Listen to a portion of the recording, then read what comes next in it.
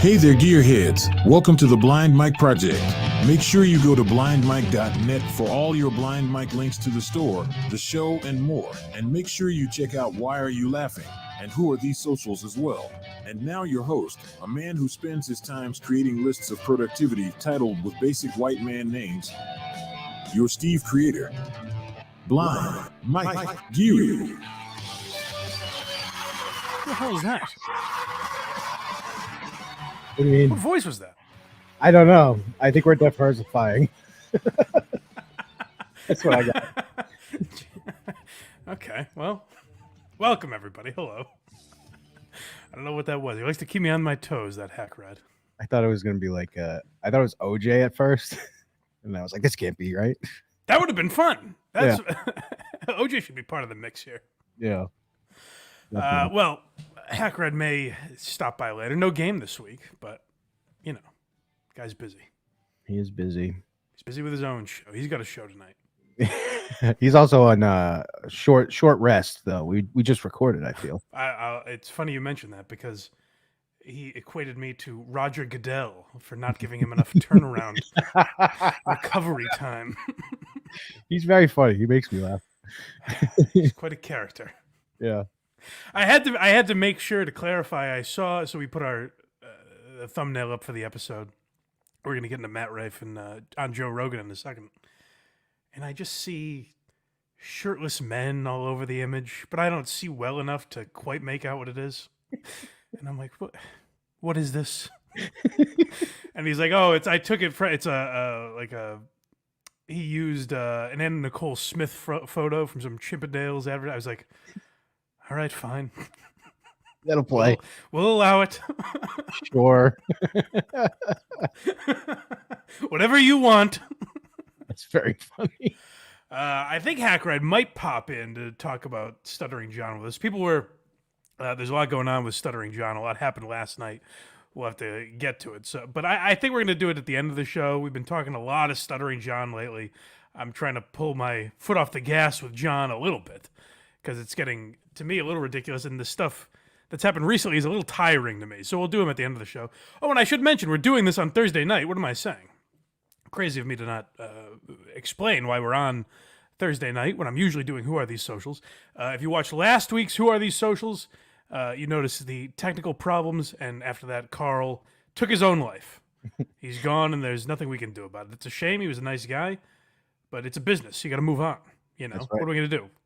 Cry in our hats all day? Yeah, but we will be getting to Tourette's girls on TikTok very shortly. Yeah, no, we won't. Don't tell them that. Oh, sorry. They get very excited about that. They're going to yell at us if we don't get to them now. So this is not Who Are These Socials, obviously. It's the Blind Mike Project. I did try to incorporate some Who Are These Socials elements. Hopefully we'll be getting into some different stuff than we usually get into. Not only to read all of your super chats, unlike Carl, that dirty rat, but to kind of keep up the Who Are These Socials theme that we're working with, Craig will sing an original jingle when we move from segment to segment. So we're about to get into Matt Rife and Joe Rogan. So obviously, Craig, take it away. Let's see who gets offended. Fuck yeah, dude. Super chat from Hamburger. $2. Watts who? Blind Mike Project is greater than WATS. Damn straight. Who needs Carl? That's right. We have a lesser moron here. That's right. To read these chats. So, Matt Rife was a guest recently on the Joe Rogan Experience. It caught my attention. And I realized as I was timestamping some of these clips what my issue is with Matt Rife. Because if you talk about Matt Rife, from some people, they'll automatically accuse you of jealousy. And I really don't believe that's the case with Matt Rife. With me, at least, it's more curiosity. And I realized what I would like from Matt Rife and why I'm so fascinated by him. I would like him to be either 10% better or 10% worse. I think he's in this weird gray area where if he was a little bit worse, then great, we could make fun of him. But he's not so bad. He's not like Tom Myers, Dat Phan bad. We can't just take every single one of his TikToks and make fun of him the way we do with a lot of people. So he does no good for us. He doesn't add content to this show. So fuck him. But he's also not good enough to be as famous as he is. Like, the comparison I came up with is go watch 37 and if you're looking for something to watch with your lady, a comedy special to kind of ease her into the stand-up world, go watch 37 and Single on Netflix with Jared Freed. It's a great date type special. You know, the premises are nothing insane, not insanely original as far as topics or anything. Like, it's a lot of dating stuff and, you know, overeating and that sort of shit. But he's the kind of guy that, like, you can bring your girlfriend to if she's not totally into comedy, and she'll laugh and have a good time and be like, oh, he was great. Mm-hmm. That's what I want Matt Rife to be, to understand how he is charging $800 a ticket and selling out theaters a year and a half in advance. He could bridge the gap between boyfriends and girlfriends. Like Jared Freed, isn't the greatest comedian in the world to me, but if you told me he was selling out theaters all around the country, I could wrap my mind around it. I could grasp it. Matt Rife is doing nothing original. It's all the most bland, banal material. He's only 28. He kind of acts like he's this guy that deserves, you know, he's worked so long and so hard that he kind of finally got what he deserved. He's a kid. He's 28 years old, and none of his material is original or interesting. So I've tried to understand this obsession with Matt Rife, and I've done a lot of work to tell myself it's not just that he's handsome. That can't be the only reason he's this famous.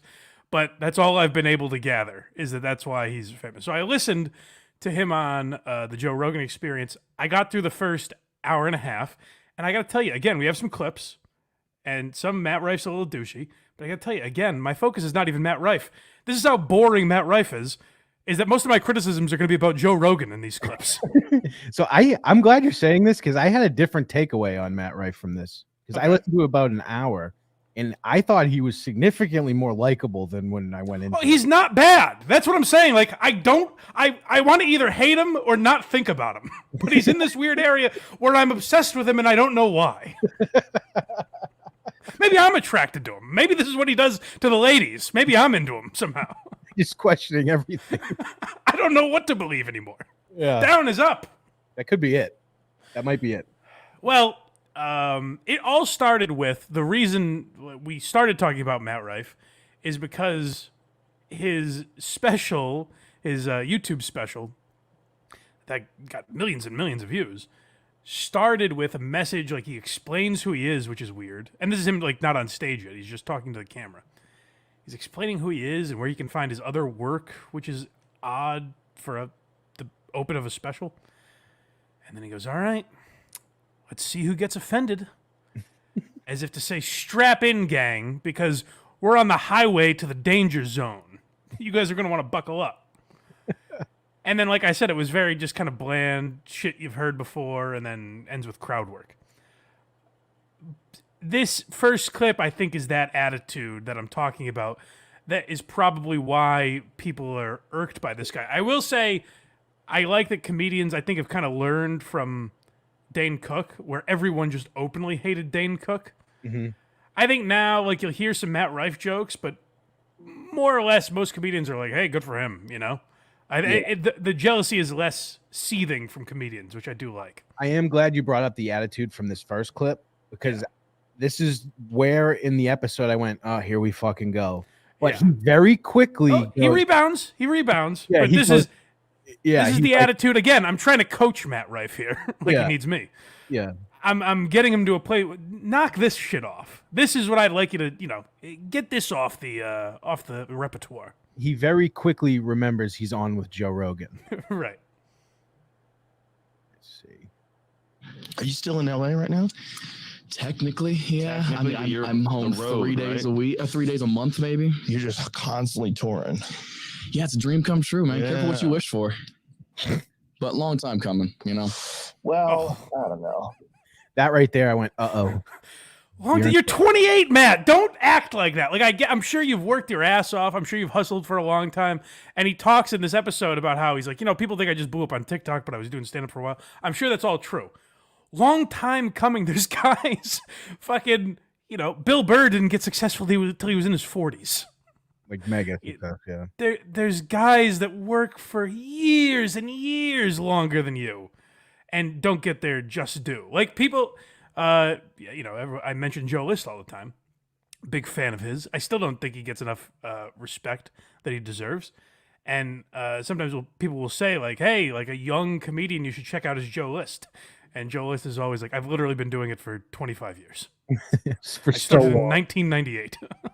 I've been doing this for so long. So that's the like. Can we hear that again? Just like, hey, about time. People finally recognized. Let's see who gets offended. Ha ha. That's right here. 3 days a month, maybe. You're just constantly touring. Yeah, it's a dream come true, man. Careful what you Yeah. wish for.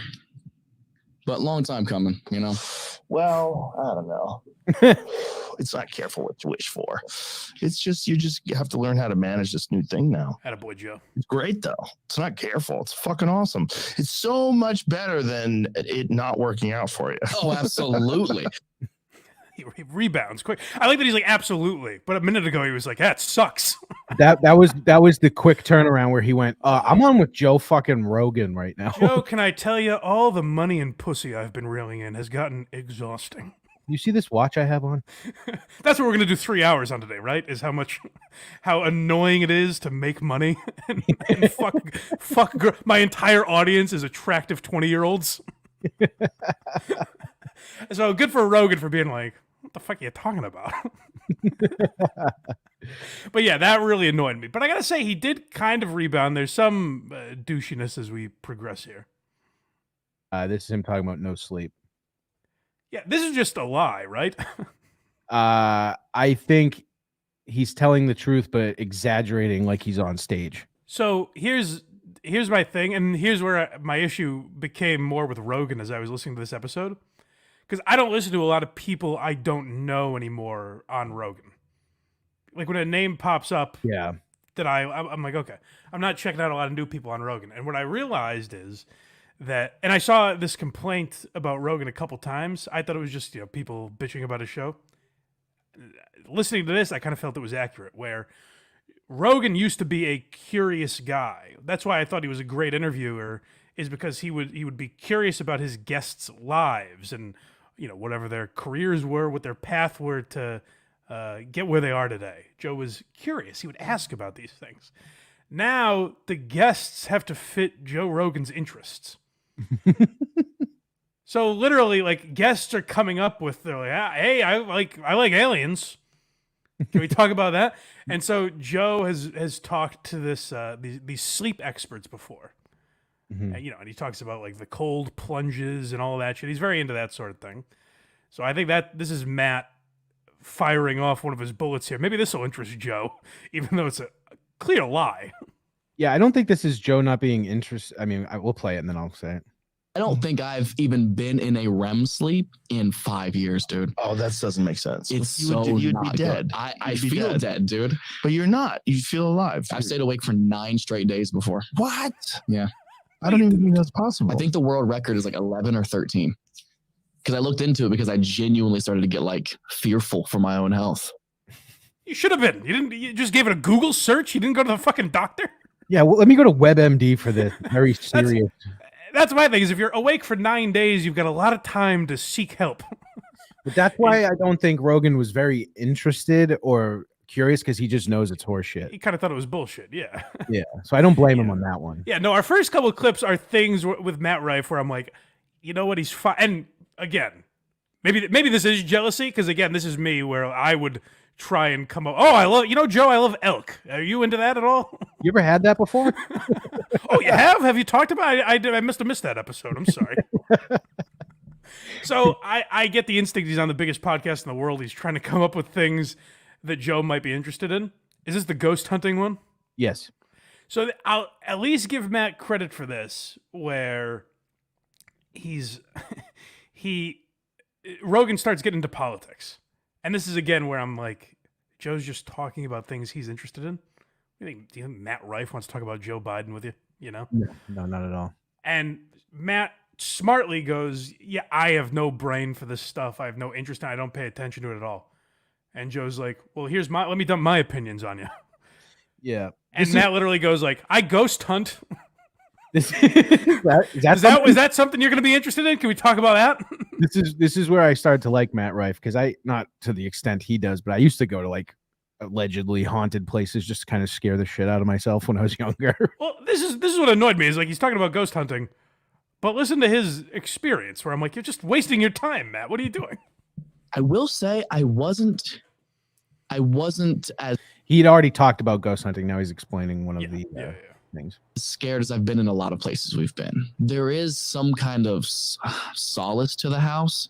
The for those who have seen The Conjuring, he went to the Conjuring house. That's what he's talking about. Gotcha. But you get to know the history of it, and it does make sense that there'd be something here. I mean, it's on some ley lines of water underground. There was war spot there. There's apparently bodies buried on the property, in the walls of the property structures and stuff. There's a lot of history that goes into it that just makes for like kind of the perfect storm for some creepy shit. But I didn't witness anything that was that insane. Some items moved, some cars rolled off of the children's dressers a couple of times on cue. And that's the one thing I do pride ourselves in these videos, is so often we get absolutely nothing because we don't fake anything. So you only get to badge of honor. So many times we'll go to a place that is so notoriously haunted, and we'll be there for 10 hours and get absolutely nothing. And it sucks, but that makes when something does happen that much more valuable. It's so much more impressive. That's a weird point of pride to be like, sometimes we waste 8, 10, 12 hours at a So place. I kind of know what he's saying, because if you watch these shows on television, there's clearly a guy like behind the door Well, throwing. I think they talked about after, like, the idea that Catching Bigfoot show is still on. Yeah. I've had no results. So that is a good point. But I like Matt's like, yeah, it's a point of pride where sometimes we waste an entire day looking at an empty house. Is that a ghost? That was another one of my favorite parts that we don't have a clip for, is when he's like, yeah, you ever seen a Les Stroud show? And he's like, no. And Joe was like, fuck. It'd be a long one. It's weird. I noticed, I listened to Louis J. Gomez on with Rogan too. Mm-hmm. And there's a little bit, which is weird. You'd think they'd have more in common, but there's an element of like, Rogan only wants to talk about UFC, space, cancel culture, and you know, workout methods or archery, like physical activity like that. But Matt Rife could have just been like, I went to the moon last week, and Rogan would be like, no, you fucking didn't. Hey, I'm jacked. Let's talk about being jacked comics. We've got that in common. That's Yeah. the only thing we could talk about. They do talk about recovery at one point, and I was like, here we go. But that's so the thing with Matt Rife that I was interested to hear about, and this is why, like, you know, on Why You Laughing, we always use clips from Marin, because I think Marin's a good interviewer in the sense that he's curious. He wants to know about guys' careers. Like, if he had Matt Rife on, there would be a lot of talking down to him, but Yes. but he'd be curious about how Matt got here and everything. Rogan, I'm like, you have this kid, he's on a rocket ship to the moon, and you're not asking him about him at all. You're talking about Joe Biden. How he got there, nothing. There was nothing. I mean, he's a TikTok star. They talk about TikTok a little bit, and Matt starts getting into like how much he hates social media. Now, you'd think that'd be an opening for Joe to be like, that's your entire living. What are you talking about?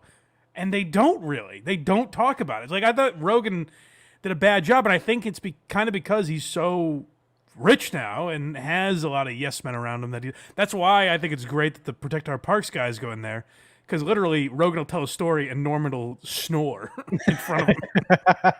Like, I think he needs that a little bit to put himself in check. Yeah, you don't remember that interview Dan Cook did when he was like, MySpace fucking sucks. I hate it. It's like, really? That's interesting. Yeah. Yeah. But yeah, I thought it was a very weird job by Rogan. It started to frustrate me, which I think is what we're getting into now more. Yeah, next we have dismissive Rogan. I mean, this is like, I think it's more that Rogan was like grossed out by the video they were talking Yeah, about. that was going to be my point. But it's fun. It's just funny to hear Rogan like this dismissive to someone. Like, clearly he can do, as we'll see, Rogan can do exactly what he does and not be a dick. Yeah, he's making Matt feel uncomfortable about this. Joe's the one that brought this up. Right. Have you ever seen Chimp Nation on Netflix? I don't think so. You gotta watch it. It's wild. Because what's up? A picture of the lady after the Oh, attack. don't show me. Yeah, it. okay. Don't show me it. Can I see it? Okay. Oh fuck! I'm sorry. I want It's okay. Just put it on the screen. He can look at it. I don't want to see it. He's treating him like an asshole now. Kid's curious about things you're into, and you're like, all right. There are moments where you got a sort of a Mr. Rogan vibe from Matt. Like you realize he's a 28-year-old on with the biggest podcaster the biggest interviewer in the world, really. Yeah. And he's like, "Oh, I'm sorry," and Rogan's like, "No, let him watch it, whatever." Yeah. Throughout this whole interview, he actually called him dad a few times by accident. So yeah, I started to like Matt a little bit. Someone messaged me and was like, "Hey man, I don't know if it's just me, but I don't know what it is about this Matt Rife guy. Like I can't bring myself to like him." I He's can't was bring listening to myself him on to Rogan. hate I don't. Yeah. And I was like, I know, I don't. I'm the same way, but I kind of want to like him. He's not crazy unlikable. That's the thing about him. Is he's Right. not. I wish he was a little more hateable, and he isn't. Hoping he was like another Gergio. Yes, I want Gergio to come back so badly. He's gone. We're I don't never know what gonna the hell see it. happened to him. Because I heard Dan Soder talking about this recently, the man who discovered Pete Gergio, and he said that Gergio openly owns that he does that. That's new. Where people ask him and say hey, they bring up hey, is that laugh track shit in your TikToks? And he's like, that's the game, man. That's what you got to do now. And Soder was like, no, you don't. But I want to know how many takes had a toilet flushing, and he was like, "Fuck," and you had to shoot it again. well, I always said this about Gergio that my favorite part is imagining when he does the look at the crowd. just to be a fly on the wall in the room where there actually is no laughter. Mm-hmm. And he's just am I right, guys? What? Just silence. He's got his teddies from when he was young, just sitting on chairs.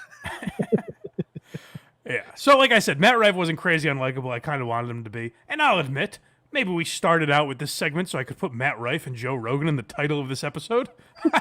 Sue me. I'm a businessman.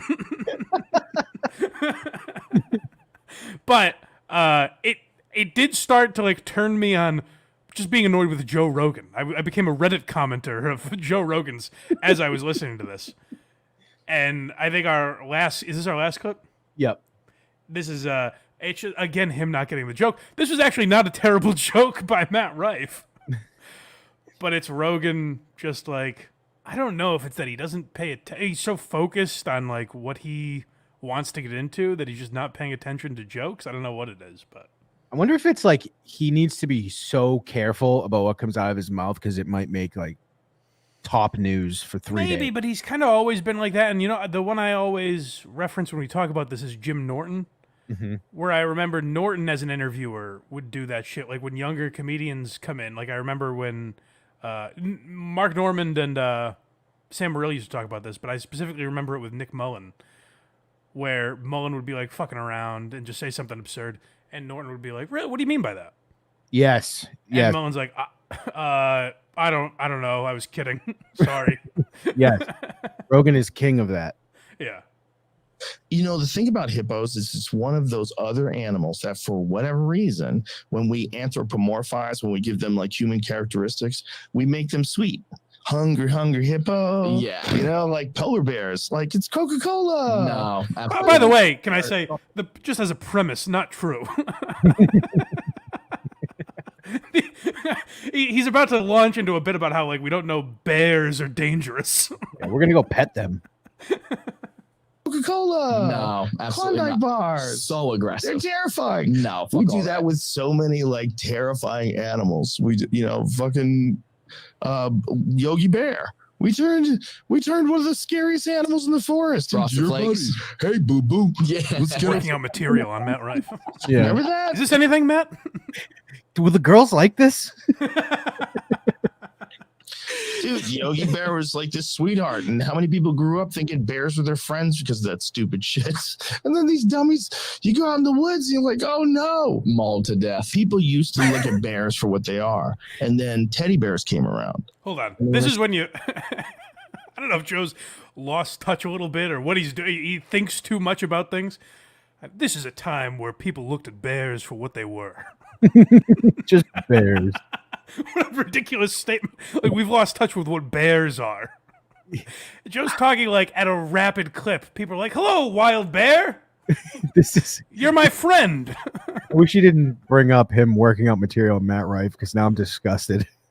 Well, here's the thing, too. Joe is like running bits by Matt. God forbid Matt try to get a joke in. You won't let him talk. And then teddy bears came around. And then when they started giving people teddy bears, then they started like thinking that like bears are your little friends. Yeah. And then Build-A-Bear is responsible for a lot of deaths. oh, People don't talk about that enough. I don't think Build-A-Bear is responsible. You know, Joe? First of all, not a bad joke by Matt Rife, and I think he was even going for like a Bilderberg thing. He could have, even if it was just the teddy bears. I think that was kind of the reference he was making, but even if it's just the teddy bears, it's still funny. Like, for this conversation, that was funny. And listen to Joe. He's just like, no, Matt, we're going to want to fact. Jamie, pull that up. Yeah. He's like, Build-A-Bear, how many deaths is Build-A-Bear responsible for? It's like, teddy bears and teddy grams, they're humanizing bears. And yeah, Build-A-Bear's responsible for a lot of deaths. Whoa. That's too far, Matt. Hey, we're all having a good time, but Jesus. Watch it, dude. This is Spotify's gonna have to come up with a new color notification to put on their episodes. Yeah, red for blood because of Build-A-Bear. Build-A-Bear is responsible for a lot of deaths. Oh, People don't talk about that enough. I don't think Build-A-Bear is responsible, but the teddy bear is. The Build-A-Bear. By the time Build-A-Bear came, it was already Disney movies. It was already too late. Yeah. It was already too late. That was ridiculous, Matt. Matt Rife's Fucking idiot. Matt Rife's even like, all right. You're not what I thought you were. It was too late. The wildness of Joe to say, no, Matt, it was not Build-A-Bear. Teddy bears, however, that'll grant you. Now we're getting somewhere interesting. Yes, if you want to say teddy bears are responsible, sure, I'm not going to have you besmirch Build-A-Bear, but... that was the end of it. Matt's like, oh, yeah, no, you're right, I guess. Yeah, should I leave? You can continue this by yourself. I think you can tell. I've made this up in my mind just when I look at the time of an episode. If I see less than 3 hours, I always think, oh, I guess Joe wasn't having fun today. And before Joe gets bored. Yeah, and before you'd be like, wow, they really rifled through some stuff. Right. And now you're like, he didn't like them. The only one I saw that was under 3 hours recently was Bill Maher, and that was me going, Bill Maher just got bored. But yeah, that's the strange. That's the I think the main issue with Rogan now is he's become like the character of Rogan a little too much. Mm-hmm. Where for a while I used to hate when people complained about that. People would say like, "Oh, he talks about UFC all the time," or he talks about DMT. It's like, well, those are things he's interested in. Who gives a shit? But now when I listen to an interview with a guy that could have been an interesting conversation, and you're literally just you're talking about bears not being scary enough in the media. Right. So I don't know if it was on this show, if I heard it on a different show, but someone was talking about if you hear Joe Rogan bring up chimpanzees, the interview's done. Oh, really? Yeah, I didn't know what they were talking about in the last clip. That's what they talked about in the first 15 minutes. Yeah. Oh, I didn't realize it was that quick. Yeah. So that's when I went, uh-oh. Like, because now that's stuck in my brain, and I'm like, oh, if they go animal maulings, the interview's toast. He's like, you're a TikTok kid, right, Matt? This could be a 3-minute episode. We just get out of here. Yeah. We'll put this on your TikTok. It'll probably get more views. The other thing I just did want to mention before we move on from Rogan is that before when Craig played me the clip before the show, I said, why does it sound like shit? And Craig immediately throws Jamie Vernon under the bus. Yeah. All I did was record it. So you hear that, Jamie? We're coming for you. Yeah, it's always very gain It's heavy. your fault. It's gain heavy. All right. Where to next? What are you thinking? I'm thinking since a great man memorialized a day that just passed, and I worry that in this country, although the slogan is never forget, in some ways we have forgotten. One man has not, and that would be Alec Baldwin. Paid Alec tribute to September 11th. Baldwin. Of course he did. So I gotta say, it's not his douchiest eulogy, but it's more the subject matter that he felt the need to comment on this is what I really found fascinating. We haven't heard from Alec in a little while. He took a short break from eulogizing people. He's out picketing, I'm sure. Yep. But obviously, on September 11th, I guess this is September 10th, the night before, he said America, in order to continue healing 22 years later, they need to hear from New York's daddy, Alec Baldwin. He's the hero we all need. We all He certainly deserve. is. But here we go here. You can tell Craig always, when he's stalling for time, really pretends he has passion for what he's saying. You can always tell he's very interested and not just rambling to get Yeah. the clip up. Yeah, it's me making sure it's in this shape rather than tiny. That's all I was fixing. Excellent. To take a moment to mention that I watched the 60 Minutes piece about 9/11. Now, hold on. Already it's wrong. Already he shouldn't be posting. Start this over. Because he says, I just wanted to take out some time to mention that I watched 60 Minutes. Alec, in 2023, no one ever has to mention that. Never. Most people aren't watching. They've clicked over to the night football game by the time 60 Minutes is on. That's right. You don't need to tell us about it. But here's Alec's breakdown. Much like we're reacting to Alec Baldwin's Instagram posts, he reacts to 60 Minutes. I wanted to take a moment to mention that I watched the 60 Minutes piece about 9/11 that was on. Oh, good. Can we leave now? That's it. You mentioned it. Yeah. Wow, we should check that out. We should just end the show and go watch it. Tonight, Sunday night, and very well done. Very well done. And the focus, exclusively. Massive kudos to you, 60 Minutes. Hats off from the Baldwin house. The buildings go boom, bang, clack, bow. I gotta say, with only 22 years of prep, I didn't think they could do it, but 60 Minutes, you really pulled it off. They had a lot of video to go through. No one's ever really dissected 9/11 before, so I thought it was about time that 60 Minutes tackled the tough issues. He's going to film a movie about it and throw someone off a building. It's this. I mean, top two conspiracies in American history would be 9/11 and Kennedy, in whatever order you want to put them in. And Alec Baldwin's like, finally, they're talking about it. It's good. Firefighters, the FDNY profiles and of the people who both lived, who survived that. I do enjoy how he's going to list things they talked about. He goes, firefighters, the FDNY. Buildings. Alec loves lists, as we found. But he listed two of the same thing in a row. Tower 1, Tower 2. I noticed they didn't mention Building 7 for some reason. Yeah, he goes to say building 7, but there's a jump cut because he edited it out. Conspicuously off the list. Died. And it was really, really tough. It was really, really, really such a... Oh, was it, Alec? Was that a rough day? It was pretty bad. I got in summation, folks. 9/11, no bueno, as we say in the Baldwin house. Painful revisitation of that whole situation. As I've mentioned in some posts, I think previously, that on the day of 9/11, How much are you posting about 9/11? You go back and there's his post jumped like 1,000. I felt my first 11 posts didn't encapsulate what I was truly feeling. On September 10th, imagine the ball of emotions I'll be tomorrow. Long Island, rehearsing to do a play. It was the first time that this theater company I worked with had decided to extend their season beyond the Labor Day weekend and go into the fall to do a show. And we did this play out. Okay, so Alec, on 9/11, you were in a different town. Me too. Great. I was like a 3-hour drive away. Does that mean anything? Tuesday, as everybody recalls, 9/11 was a Tuesday, and primary election day in New York, actually. I mean, talk about you hear about a case of the Mondays a lot, but I think that should have been changed because that was a rough Tuesday.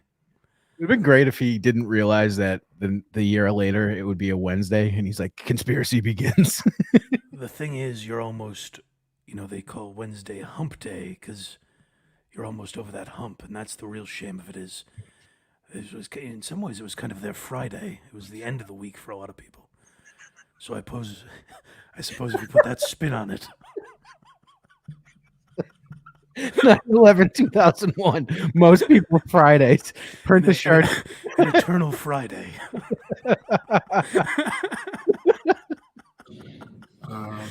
For about 3,000 people, they took a long weekend after that.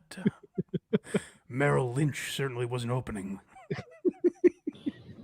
I was out there in East Hampton and got all the, I was out there in the bougie part of the state, nice and safe. I was in my mansion, fearing for my life. We're kind of the same. Me and the FDNY, same experience, more or less. Yeah, on 9/11, I remembered the South Park movie, and I got scared for my life. I went to my panic room and waited it out. Canada's bombing the Baldwin. array of notifications from people and sat through that experience like everybody else. Went into the city a week later, went to Ground Zero with my brother Billy, and we worked with the Red Cross and served meals. And yeah, they Here's how swept I'm a lot great. of it up by then, Alec. Here's how I'm great, by the way. You waited a week? Donald Trump was down there that day. Damn straight, baby. I mean, sorry, wrong show. Yeah, if you believe that. I was listening to Richard Ojeda the other day. That video. Yeah. we were there for the midnight mass for Christmas time. I think we went there for Christmas to serve as well.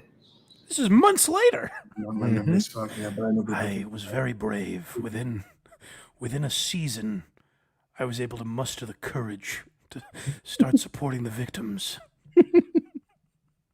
You know, as I always say, don't judge until the charges come. I said it on 9/11 and I'll say it now. Let's get all the facts first before we start pointing fingers. called a crucifix made out of the I have to girl. say, anyone could have discharged those planes. They could have come from anywhere. And who knows who loaded those planes? That's the real thing. It was probably some cinematographer that deserved to die. I'm disgusted by those armorers that flew those planes. I mean, those terrorists that flew those planes. Everything that people call about all that. But this program, tomorrow's 9/11, obviously, and this program on 60 Minutes brought back to me just the blessing that is the heroism of these people. He's talking about, I'm sure it was a generic 60 Minutes 9/11. I'm sure they do it every year.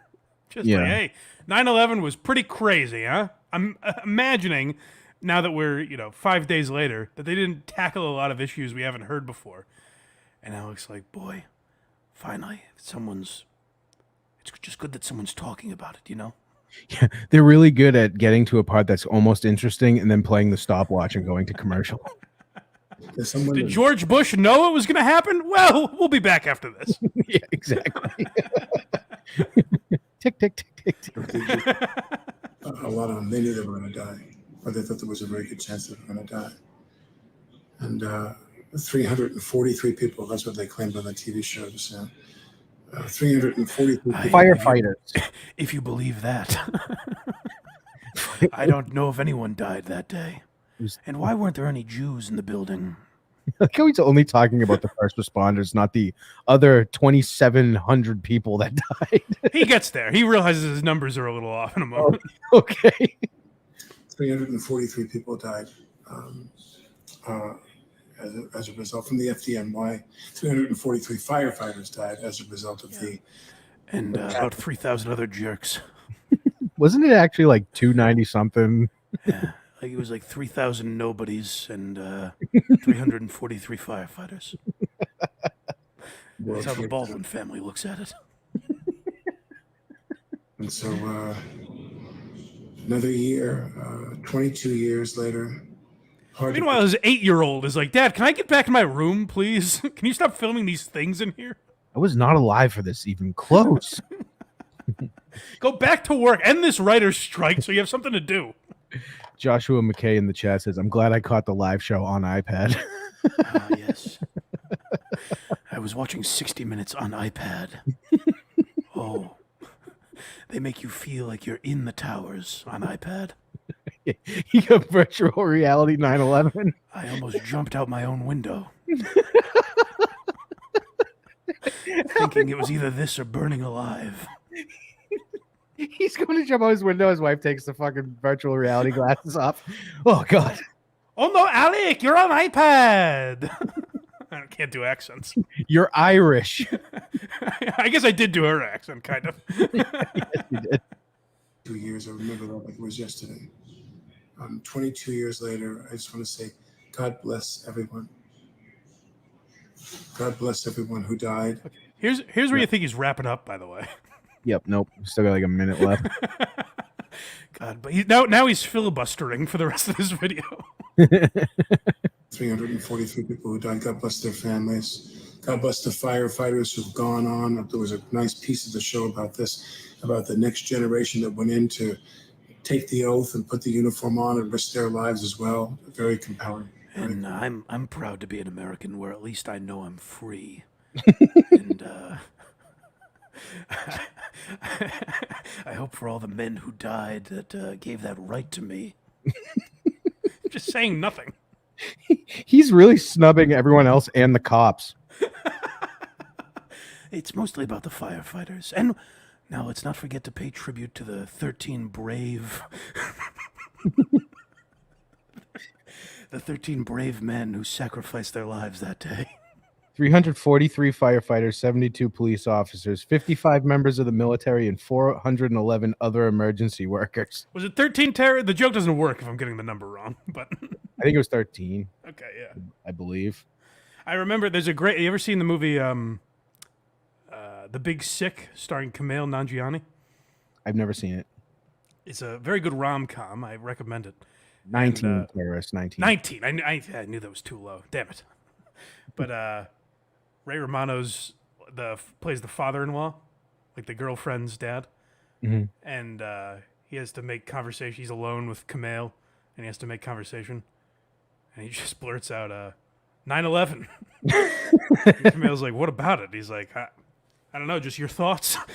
And Kumail's like, yeah, we lost 19 of our best guys that day. That's very funny. Just a really, really incredibly. I'll start with the A's. Muhammad Atta. Just going alphabetically, folks. I'll get through this. I was watching a video on Jerry's show the other day. Yeah. And it was the ticket guy on 9/11 was talking, and he goes, I saw Muhammad Atta, and I just went, that guy's a terrorist. he goes, but you know, Jerry's like, me too. The guy was like, he was talking about how the cultural and all that shit was going on, and I didn't think that happened till after. Well, no, because we played the Stern clips on Why Are You Laughing, guys? Go check that out at blindmike.net if you'd like to. Drew Lane was on a great episode. Also, check out the Gary Shandling episode, which is up today. But I digress. You heard in that clip the immediacy of Howard jumping to knowing who it was. So Right. All right. Now, by the way, we are spoiler alert. This is not how it ends. But if Alec went on to read the name of every single victim, we'd be watching the whole video. I just want you guys to know that. Yes. It's not far off, I gotta say. I know. Painful thing to watch. You know. Heroism. There's a lot Fortitude. He just starts saying adjectives.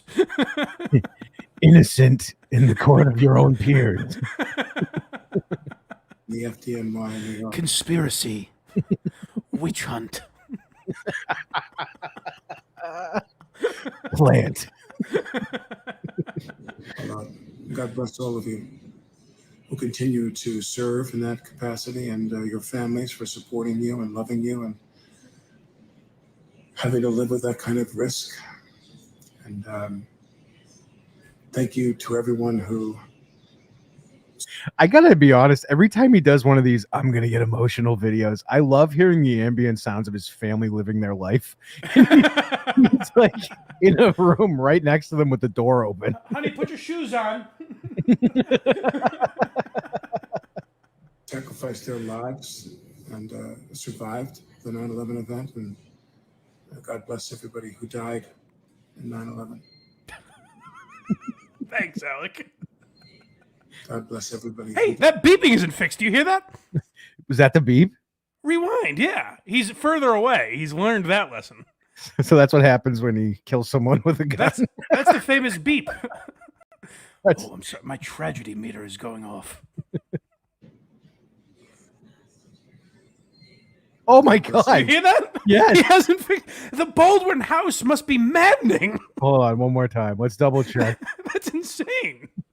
The 9/11 event, and God bless everybody who died in 9/11. Guys, listen to the end of the show today. The outro has it. It's louder, but it's the same noise. Absolutely. Yes, definitely. That's why you got to watch all the way through. Wait, maybe it wasn't. That was another one really quick. There was two there. What does he live in a fucking grocery store checkout line? It has to be that noise. My 8-year-old's turn on iPad. He's playing a game. Sacrificed their lives and survived the 9/11 event, and God bless everybody who died in 9/11. But mostly, God bless the ones who survived, God because bless everybody who died. the ones who are dead probably don't follow me on Instagram. The real heroes that are still breathing. And also, if you're alive, please follow my wife on Instagram. Yes. We've passed 1 million followers, and the road to 2 million is just around the corner. 9/11. All of them, not just the FDNY, but Who else? God bless everybody who died as a result of that. Not just the FDNY, but you know the others. He's trying to cry right now. Come on, Alec. You can muster up something. God bless everybody who died as a You're result of Beetlejuice, goddammit. that. Horrible day. 22 years ago tomorrow. Thanks. Thanks. Oh, you're welcome. You're welcome there, big guy. Hey, no problem, Alec. Glad we got here together. Can we juxtapose this with somebody else talking about 9/11 real quick? Who's that? O.J. Simpson. Oh, I suppose. Did you see? Yeah, I didn't understand this clip. Is he on someone's show or something? I think he's on. It sounds like he's on like a Dan Le Batard type show. It'd be great if Dan Le Batard had him on. Just yucking it up with him. Yucking it up. So that's how serious Alec Baldwin takes 9/11. Yeah, Let's see. O.J. Simpson, who played a lot of his career in New York. he did, yes. That's true. Let's see. Apparently just as far away as Alec was on 9/11, by the He way. might have been closer. Here's OJ. The Jets are still going to be good.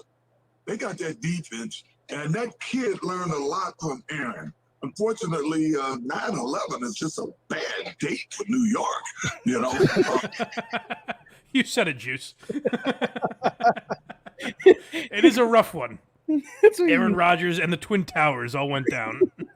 9/11's just a bad day for New York. Can I tell you what's weird is that I've heard OJ say enough ridiculous shit that doesn't even faze me. What bugged me about that clip was him being like, I assume he's talking about Zach Wilson, saying like, he learned a lot from Aaron Rodgers. They've known each other for 3 months. At most. At most. So it's good to hear the Juice is back at it still. Super chat from Hamburger, $2. Hey fam, don't forget to smash that like button. Yes. Craig, make the super chat noise. Yay, super chat. Yeah, he watched it. He watched WATS 6 months ago. That's great. He does them all once in a while. He can't play the song every time. Justin Trudell, $20. Jesus. This is off topic, but when my grandfather was dying, my dad took me to New York to, quote, get my mind off of it and do something fun, end quote. How great would be if that was on 9/11? I thought it was a nice gesture until I looked at the GPS and saw One World Trade Center.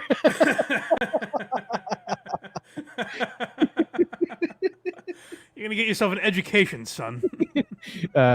Drew P. Ball's $10 super sticker. Thank you, sir. Thank you, buddy. Oh, you know what we forgot? I meant to do this earlier, actually, because they're in the news lately. People are giving Mila and Ashton a lot of shit.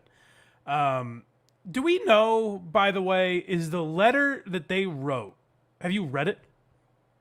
I have not seen it. Okay.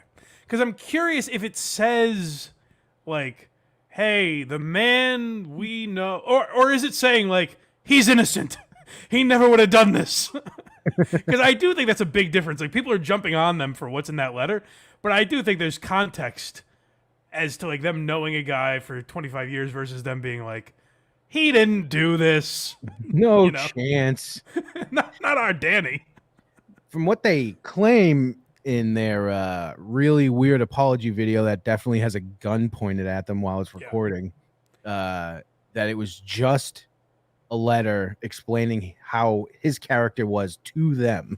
Right. Well, you know, the best part I heard about that apology video is that they picked a corner of their house that looks relatable to human beings, and at the end, you see like Mila like turn off the camera or whatever. And the best point I heard was like, what's funny about them trying to look relatable is, you know, if that camera turned around, there's a team of 30 people doing everything. You know what I mean? Like, they're on their iPhone just to seem like people, but there's an entire team of handlers working with them in that room. I got the still shot of her shutting it off right now on the screen. Okay, perfect. So they've taken a lot of shit, and I'm a voice for the innocent, always have been.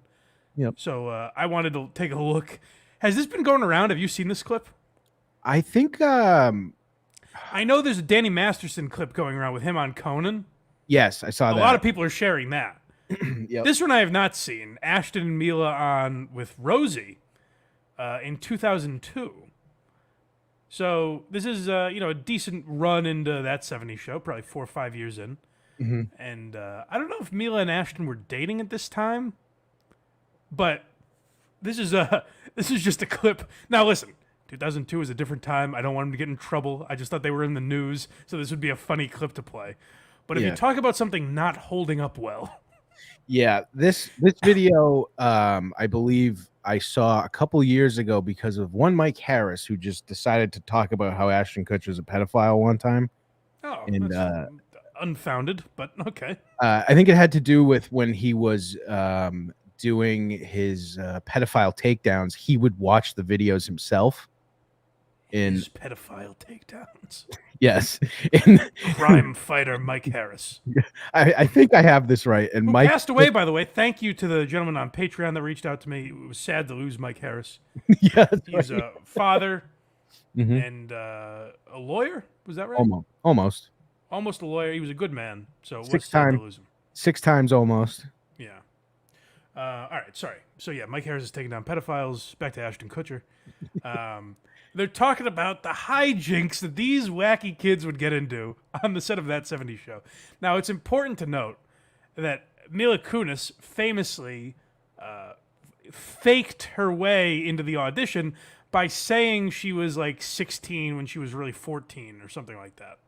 She was 14 years old when she was cast as Jackie Burkhart in That 70s Show, while the rest of the cast was in their 20s, basically.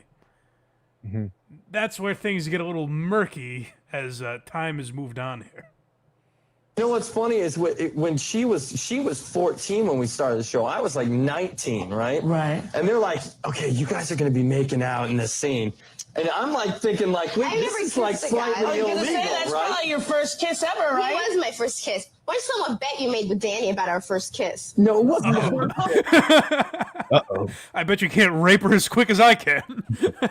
I bet you can't get this into her drink. Danny was just pissed you weren't allowed to hold her down to win the bet. What kind of wacky schemes could Danny Masterson cook up? This is like a second or third kiss. It was like the first week. No, it was not the first week. Oh, Rosie, this bitch is crazy.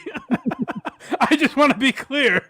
I did not statutory rape this girl, just so everyone knows. Did you kiss her within the next 3.5 to 4 years, though? Hold on, go back a little bit. because it's funny to hear the innocence in Mila Kunis, where she's like, "What's wrong with you? This is never going to come back to ruin your life. Why do you care so much?" That was my first kiss. Why did someone bet you made with Danny about our first kiss? No, it wasn't the first kiss. This was like a second or third kiss. It was the first. It was like the first week. No, it was not the first week. Whatever. Let me tell you what happened. Oh, Rosie, I'm not a pedophile. He's like, please shut up. I gotta give credit to Rosie's interview skills here. Just getting out of the way. Get out of the way. Incriminate yourselves, kids. Go ahead. No, okay, so I've never kissed a guy. So I was so. I mean, Ash was attractive, and I was a 14-year-old little girl, and I was extremely scared for my life. Not little, just so everyone knows, not a little girl. Looked like she tricked everyone. Ashton just starts blurting out fucking accusations. Aren't you? Here's the weird thing about Hollywood, or one of them, I guess. Yeah.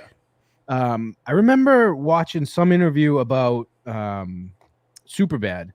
In McLovin's scene at the end when he's in bed with that girl, he is underage in that, and she is not. Yeah. So they could kiss, but they couldn't physically move. Right. But I feel like the kissing is just as bad. It's kind of weird that they can kiss, yeah. Especially if it's like a makeout scene. Yeah. So like if you watch It's still pretty weird, yeah. The oh my god, it's in scene. That's the one I'm talking about and that they were talking about. So if you watch, you don't actually see him humping anything. There's no way that's happening now. I can't. No shot. No fucking shot. Yeah, those kids on Euphoria are all above board, I would imagine. Yeah, Cutie's ruined a lot of cinematography. Yes, ruined. That's a good phrase. He was very nice about it. He was like, "Oh, don't worry." So I was like, "Okay." Then Danny goes and goes, "Dude, I'll give you $10 if you French kiss her." What would he stick?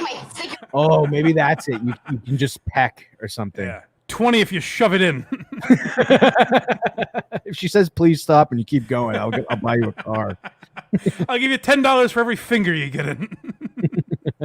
Tongue in my mouth or some. What? No. For $10. You're making it sound like it was like really. Okay. You're making it sound like in 25 years he's gonna go to jail for rape.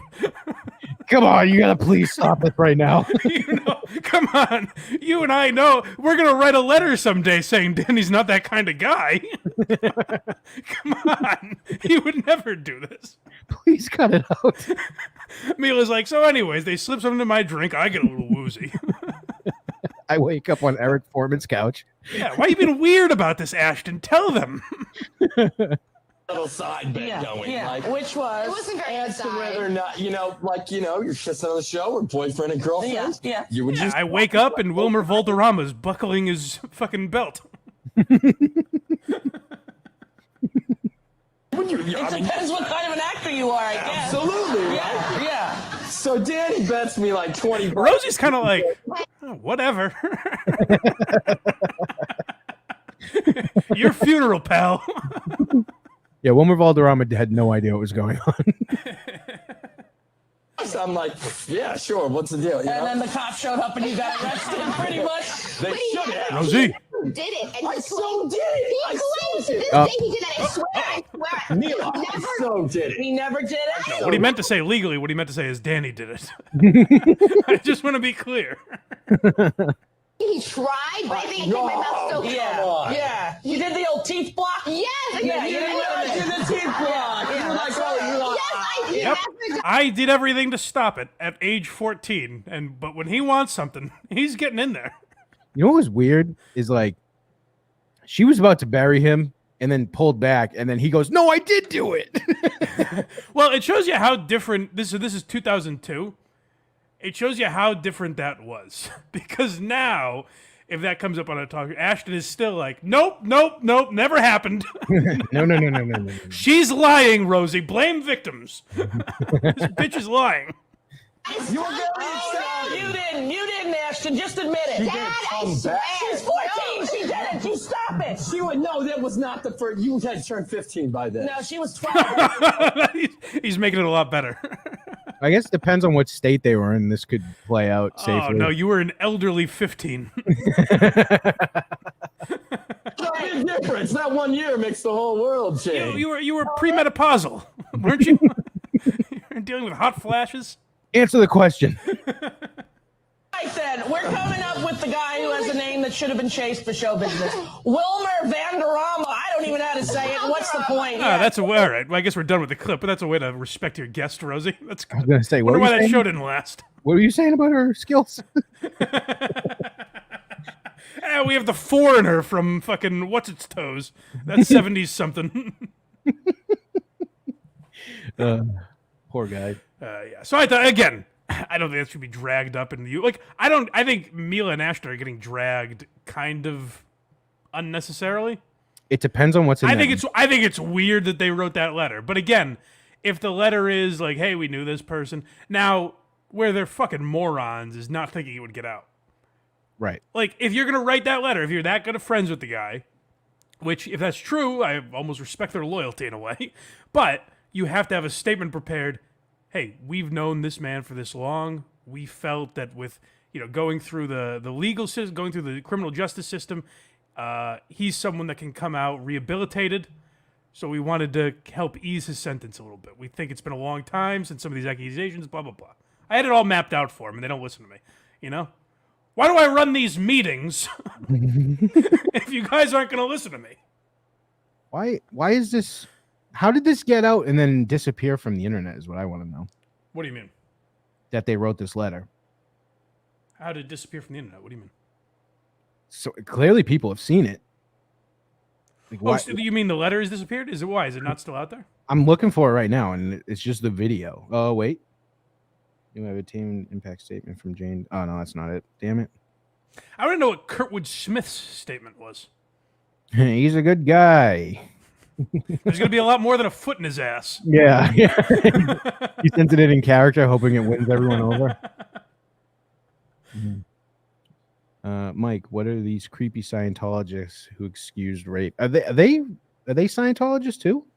Danny Masterson is. I don't know about. I know that. That's why I was stunned that it went through. You never really see that with them. Yeah, well, once in a while. Once in a while they get the good guys, right, Craig? That's right. You ever been to or by a Scientology church? I have not. No. When I was in Tampa, I was Our buddy, the guy that filled in for you, Zero Dark Tony, was a Scientologist for a brief time. I saw that after I'd posted the show title and didn't watch it yet. I noticed that. I mean, his message really was, "Where's Craig?" Yeah, in the end, that was that was his central message. But he dressed it up with his Scientology mumbo jumbo. Yeah, but I was walking through downtown Tampa, and all of a sudden, the security guard just comes steps out of a hole in the wall, and I didn't realize that there was a church of Scientology there, and they were guarding it. They look at Craig. They're like, "We're good. Don't worry about it. Keep walking." Well, I guess people pissed on it and deface it and stuff. Now, see, that seems unnecessary. Right. But that's why. Although I don't know. I'm torn on that because I'm like, it sounds like they do some horrible shit. But so does so do respected religious institutions, Right. It was weird. It was scary though. I was like, is this dude just gonna kill me for walking by this right now? Nah, no luck. All right. What should we now visit for the first time in a while our friend Dat Phan? Definitely. All right. Are you separating these for Hackride, by the way? Yes, I am. Which one would you like to go to first? Let's start with the more recent one. There's one that I sent you a couple weeks ago we never got to. Okay, yeah, we'll start with the But we'll start with the other one first. Speaking of eulogies, by the way, we should have played this with the 9/11 thing. His eulogy is just as sad, but we'll start with a little levity. Yeah, it's on the same level for sure. Yeah. Here we go. It's not even Vietnamese. It's not even Vietnamese anymore. Huh? Look at you. Huh? Good to see he's updating his material. That's unbelievable. So you know what? I forgot. I meant to start this off with. Can you explain to me why this clip is cut this way? No, I can't. I thought you were going to tell me. I can't figure it out. And the caption is something to the effect of insanity or it's Asian guy madness versus white girl madness. Asian guy madness versus white girl madness. Yeah, you're right. Okay, so maybe that's actually No, it just still doesn't make sense. Where you Right. start over. I mean, yeah, okay, technically it doesn't make sense as a clip. No. No one's like, oh, I got to check these people out. It's not even Vietnamese. It's not even Vietnamese anymore. Huh? Look at you. Huh? Huh? Huh? Everybody's deaf in here. Huh? Huh? Oh, no, we hear you, Dat. No, it's loud. Hearing's not our problem. You're grunting into a microphone and looking for laughter. It's unfortunately crystal clear. It's amazing how often Tom and Dat blame the audience for their jokes. Why aren't you laughing? You don't hear my guy Matt Rife doing that. Nope. I'm a fan of his now. Yeah, he's a good I don't guy. hear my good buddy Matt Rife blaming the audience because women are taking their tops off. He's too busy to notice he's bombing. He deserves everything he's got. Think a fucking screen is gonna protect me from Hurricane fucking Ida or whatever the fuck her name is now, as we're calling her, and a fucking gator with hanging out of its mouth. Other thing they got down there, cocaine sharks. That's right. You heard about this? Fucking when I heard about This is that. the same clip, by the way. Don't adjust your television sets. Yep, that was back to the Asian madness. Asian moms have so much rage, they sound like a broken car alarm. Look at you. Huh? Huh? Again? I'm just the second. I gotta say, the girl is just doing a bit. Yes. Like, I don't even know how he's equating the two. The girl is doing some horrible bit about cocaine sharks. He is grunting and making noises. Haha, he doesn't think I'm Vietnamese. Dat is more racist towards Asians than anyone I've heard than the Ever. entire Stop Asian Hate movement Oh, yeah. that was going on. For sure. I've never heard anyone more offensive than the way Dat Phan characterizes Asian people. Yeah, he's way more offensive than that, guy that just punches that person on a bike. Hey, this is what Asian ladies sound like. Retards. Now let me pursue the following noises. The second course of the fucking gator, okay? Oh, Viper armed. Comedy magic. Is that a fucking Zoom show too? Oh, you don't know about this? I didn't know he was still doing it. Oh, Craig, shame on you. Oh my Yes, god. weekly or Oh daily, my I think. God. Yeah, no, he's still running these Zoom shows. He doesn't leave his house. That is. Well, I'll tell you, it does make a lot of sense. If clubs won't book you, you become the club. You want to go to his other fucking home run? Yeah, so this, Alec Baldwin, move over, buddy. You think you've mastered eulogies? Nay, nay. My friend Dat Phan had a death in the family. His wife's grandfather died. And Dat's a little choked up. Listen to, again, how Dat perceives the world. Like, listen, there are a lot of comedians that you could say rest on race issues too often. And I understand that. But they're at least coming up with reasons to talk about race. Dat manages to shoehorn it into the eulogy for his wife's grandfather. I have acquired the letter. Oh, good. We'll get back to that in a moment. Yes. Katie's grandfather was very kind to me. He's white. He's old. He's an Irish immigrant. He could have said, hey. Hold on. Go back. What a speech so far. This is a man who is paid for his words. His words are his living. Hey, what can I say about Katie's grandfather? White. Old. Irish. These are the first three things I think of when I remember this great man. Katie's grandfather was very kind to me. He's white. He's old. He's an Irish immigrant. He could have said, hey, why are you dating this? Like, he didn't. Jesus. Good Lord. Was he in the Korean War or something? I guess he could have. For those of you wondering at home that couldn't figure it out, he's using a slur that rhymes with another slur that Craig uses around Halloween. He likes to throw that one out at people in his neighborhood. Yeah, But rhymes this is with the a word Asian one. that describes ghosts. The G word, I guess you could call this one.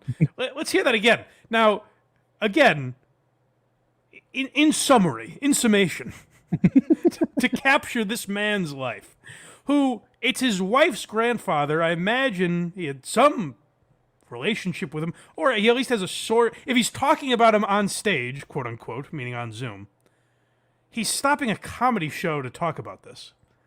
So it must be of some importance to him. Otherwise, no one would have. It's not like an issue he had to address, where people are like, "When's Dat going to talk about his grandfather-in-law?"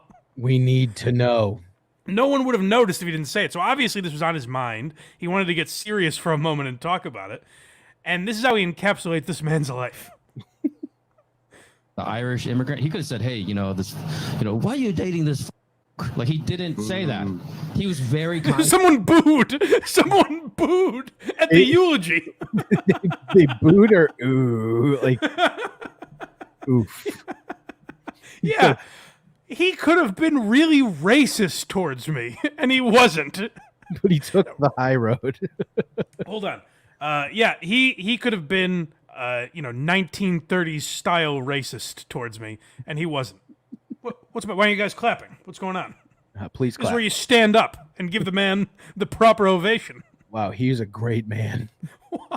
Yes, Katie's grandfather. We lost you too soon. We can use more men like you that aren't using Asian slurs. He could have been like, if he had any like black comics on, he could have called this guy. Go through the room. Here's how little racism Dat has faced in his life. He openly called us incels and wanted us removed from his show. And at the end of the night, I said, "Have a good one, Dat." This is not a man who's dealing with constant racism. In his own head, he is. Evidently. Maybe Patrice just scarred the shit out of him.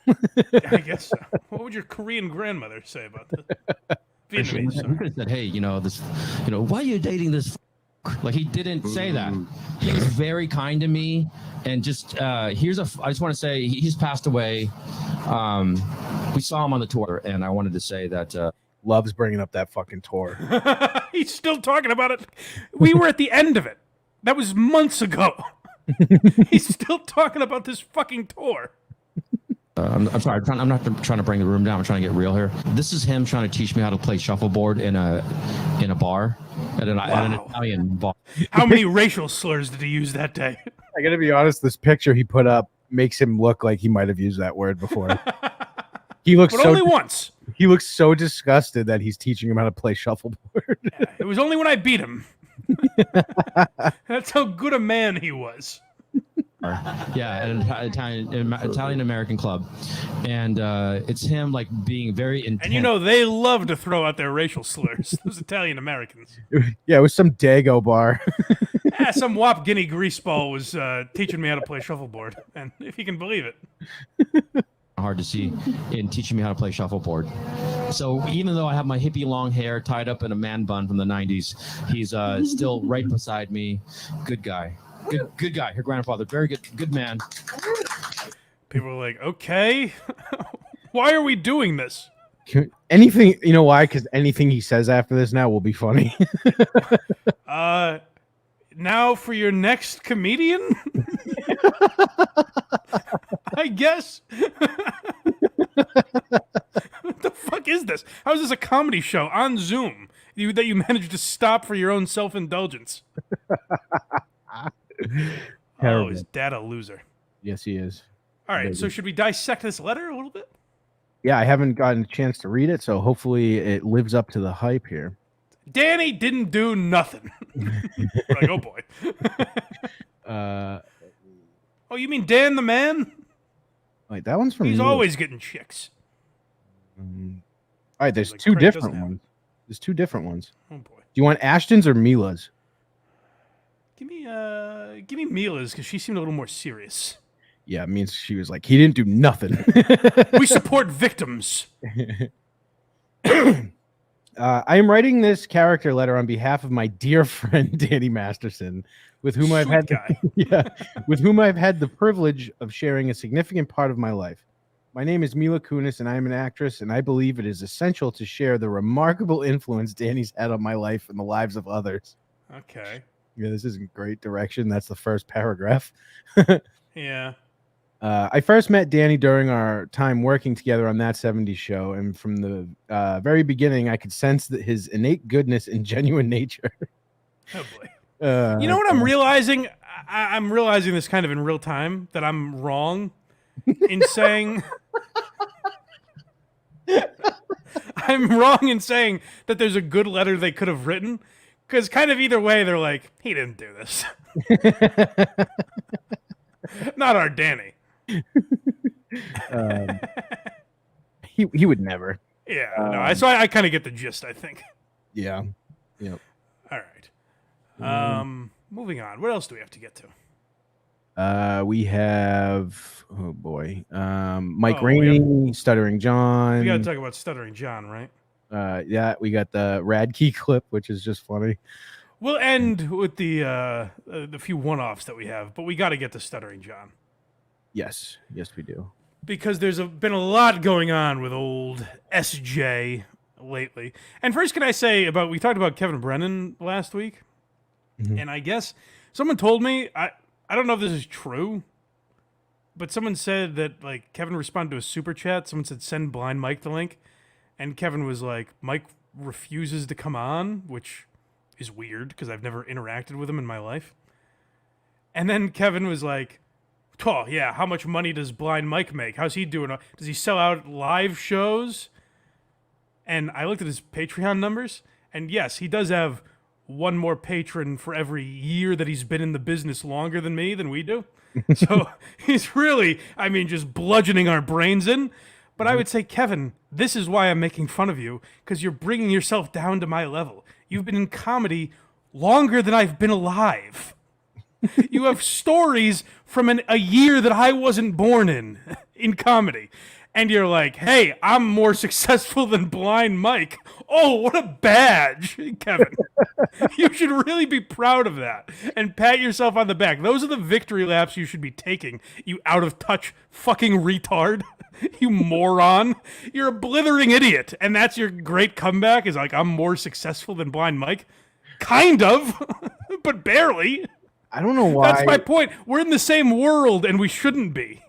So that was exactly like I said on the last show. Is he's going to be like, how much money is he making? Yeah, probably less than you. I would also hope so, because you have a wife and kids. And I'm 30 years younger than you. I would hope you're doing a little better than me, and good for you, buddy. You are. Congrats. Not for long, but yeah, it's slowly dwindling, unfortunately. That's what I hate about all those guys is like the bragging and the dick measuring about how many super chats they're getting. Like I always say, these people don't owe me. I heard Stuttering John the other day, like, come on, guys, step up with the super. What's going on with the $2 super chats? Imagine thinking these people owe you money. Anything. Can you imagine? Like the idea that they've gone to anything, that they've fucking bought a shirt or that they subscribe to the Patreon or whatever, warms my heart, and it should theirs. The idea that you're like, come on, guys, make with the dough. Is so egotistical. It's insane to me.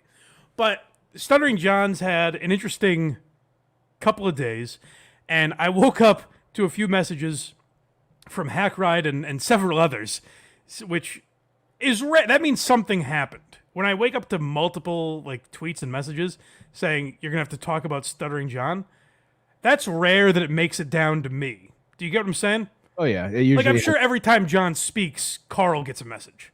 Right. But if it's made its way down to me, where people are like, "You're gonna have to check this out," I can tell something happened. Right. So John did a 4.5 hour live stream last night with our buddy Joey C, great guy, and DG, who is just a complete loser, like also great guy. A podcast negative. Oh, you're one of these? You're No, Hackride? I don't You're know. on Team Hackride for this? I don't remember. Is DG the guy we tried to find his Twitter last episode? Yeah. Okay.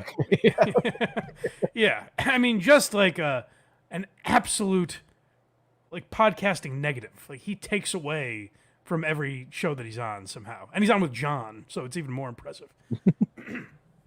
So, excuse me. They did a 4.5 hour live stream last night, and John's obliterated. And it starts weird where like I think John's doing a bit, but he's pretending like he doesn't know he was on or something. And then he just gets progressively more drunk and drunk and drunk throughout the 4.5 hours. I don't have any clips from that because I was like, I actually didn't even think it was funny. I was like, there's just nothing here. It's just a man who has a real fucking problem. Like, I like John when he's being ridiculous. That was just watching DG. And here's the thing. It was the classic, like, bully archetypes where it's the big meathead moron John, his yes man sidekick DG, and the guy they push around, Joey C. Where Stuttering John is literally calling Joey C retarded. This is this like progressive guy, no name calling, tries to get Carl's shit taken down because of slurs and all this stuff. And yet he's calling Joey retarded and making Joey make like retard noises. And Joey starts like doing a voice like, is this appeasing you, John? And all it reminded me of is, do you ever see the Will Ferrell episodes of The Office? Yes. Where Andy makes him laugh by like spilling something on himself? Yes. And then later in the episode, Will Ferrell's like, hey, funny guy, make me laugh. And Andy tries to tell a joke. He's like, no. And Andy's like, all right. And he like spills coffee on himself, whacks his head on the table.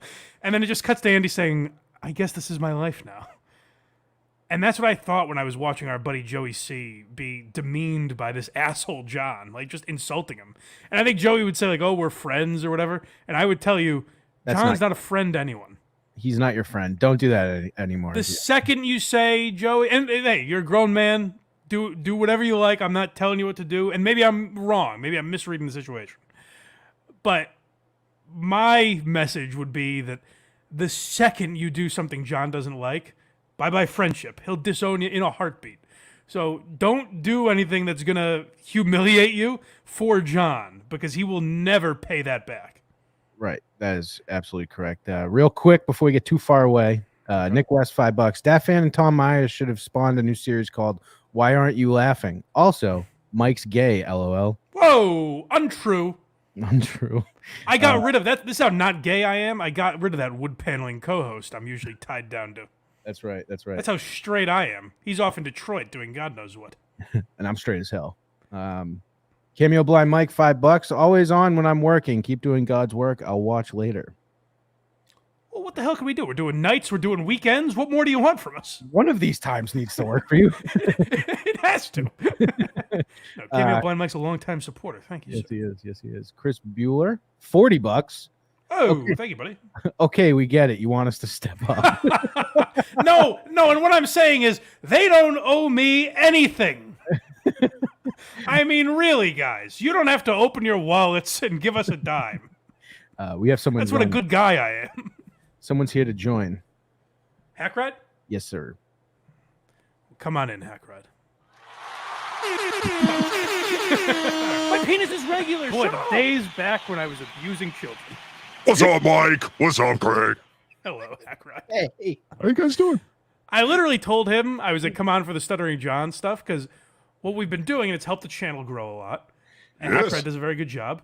He cuts all the segments up, and we release the segments. So if you just want like one or two of the topics we talked about, it's easier to get a hold of them. And literally, this is how I think now, is like, how am I going to explain a demon commenting on Danny Masterson? How's anyone going to take this seriously? Now you are in my shoes, Mike. I can't explain this to anyone. Try an elevator pitch with what I'm doing right here, Mike. It is impossible. So, Hackride, you were one of the people that told me to talk about this John thing. Is there anything you wanted to comment on before we move on and talk about some other John-related stuff? I thought you covered some good stuff. Shuley really hit it hard today, so I don't want to cover anything that they covered. But I will say this. Watching Joey C bend over and be so appeasing and nice Yeah. from the man he was 3 months ago coming into this universe. My God, man. It's amazing. It's growth. It's growth, yes, and that's what made me kind of feel bad, is that John was like abusing him like that. Yes, 30 years, John has gone backwards. 3 months, Joey C has made strides that John could never imagine. That's true. That's a good way of saying it. Yes. Great point. So what Hackride put together for us is something I found much more interesting, and that is, I mentioned we had our buddy Drew Lane on from the Drew and Mike Show. They'll be at the Magic Bag this weekend. I don't think they need my help selling tickets, but if there's any available, try and. That's what they call Craig's balls. All right. That was my favorite WTS moment was when you kept trying to promote the show and Carl's like, no, you don't have to do that. You're like, all right, I'm just trying to help. I guess I'm an asshole. But yeah, so Drew Lane was on. We talked about the Howard Stern show on September 11th. And probably our favorite moment in that entire episode was after the second tower hit. The second tower was hit, I believe. Howard's starting to take this story serious now. Now he knows, these Middle Easterners mean business. Was not an accident. And John used that moment to say, hey, Howard, you ever seen the movie Swordfish? It's a beautiful moment. So, just so happens, John ripped us off on Monday and did the exact episode we did and played a lot of the same clips. Did he listen? No, that's the question. So, on Monday, on 9/11, John, I didn't realize how... Boy, we've talked about 9/11 a lot the last couple of weeks. Yes, this is a heavy one this year. 22 years, man. It's a big anniversary. Yeah. Because now you can fuck 9/11. Yes, it is fuckable now. It is the fuckable age. Well, That's true. 10 years ago, as Craig says, but That's not right. I don't like the demon laugh. I don't. Hey now. So on Monday, John's talking about 9/11, and he's trying to have this serious show. He keeps saying he's been big into these tributes. Remember last week we talked about the Kinnison thing? Mm-hmm. So he's doing calling it like Memory Lane Monday, and he's trying to have these serious tributes where he'll yell at the chat and be like, enough, I'm trying to pay tribute to my friend Sam. I'm trying to pay tribute to 9/11. I gotta tell you, it's hard to do a John impression without spitting as much as he does. But he's trying to take this very seriously. And I remember how seriously he took it on the day of 9/11, and so I tried to interject that. And luckily, some people followed suit. A lot of people wanted some questions answered. And so that's what we're getting into with this montage that Hackride put together.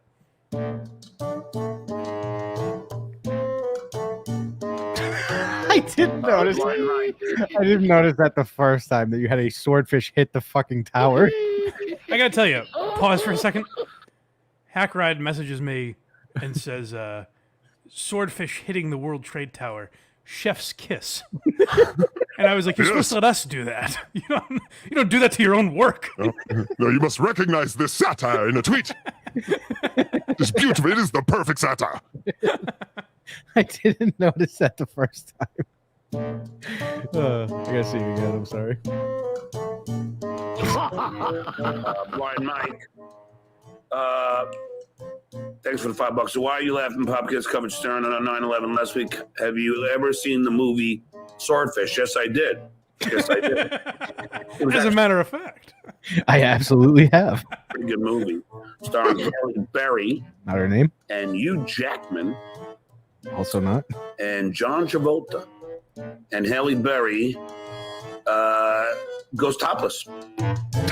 Okay. So far he thinks he's found a friend. He's like, hey, you know what? I'm willing to pepper in. We're talking about 9/11. It's a heavy subject. Why not pepper in some swordfish talk? Yes.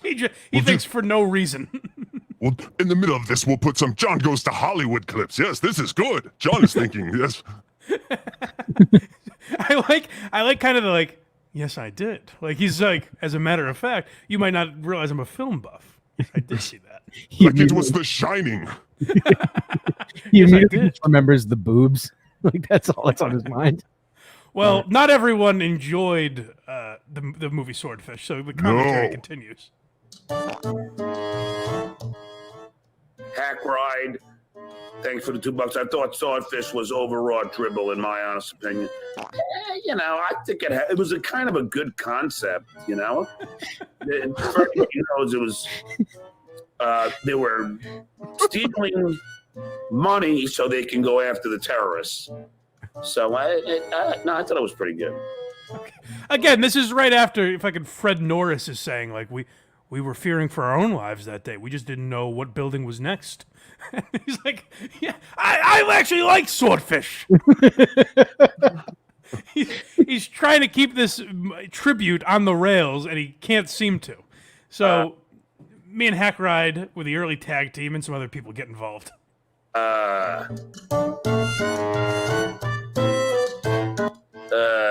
Try to keep the hate to a minimum as we try and pay tribute.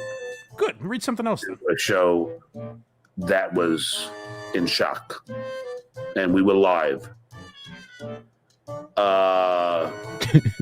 Yeah, we. But how about a watch along of Swordfish on Patreon? Okay, well, let's just go back to this. This became infectious. How about a watch along of Swordfish? And he's like, yeah, of course. He's kind of like, of course, eventually we're going to do a watch along of Swordfish. You guys should know that. But we're trying to stay on topic here.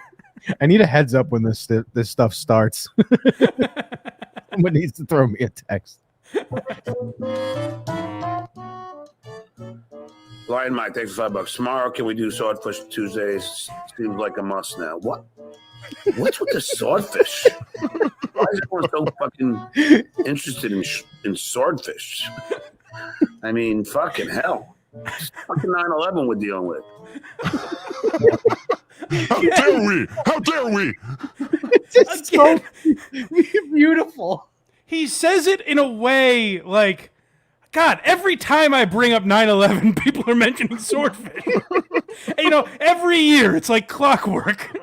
Beautiful thing with this whole entire thing is he's like, how can you bring up swordfish during 9/11 while he is 5 feet away from the towers being hit? He's like, you ever seen swordfish? He doesn't realize the brilliance. He doesn't realize the brilliance he's contributing to. Case, Gary and me. Timothy Smith, thanks to a dummy you brought up swordfish on the 9/11 show. Oh, I did. Oh, okay, Timothy. I didn't know. An iconic postmodern social commentary. I like it. I like it. Now he's melting. I just want to talk about 9/11. How could you bring up swordfish while I'm talking about 9/11? You did on 9/11. Oh, yeah, it's a good movie. Oh, that was very astute of me.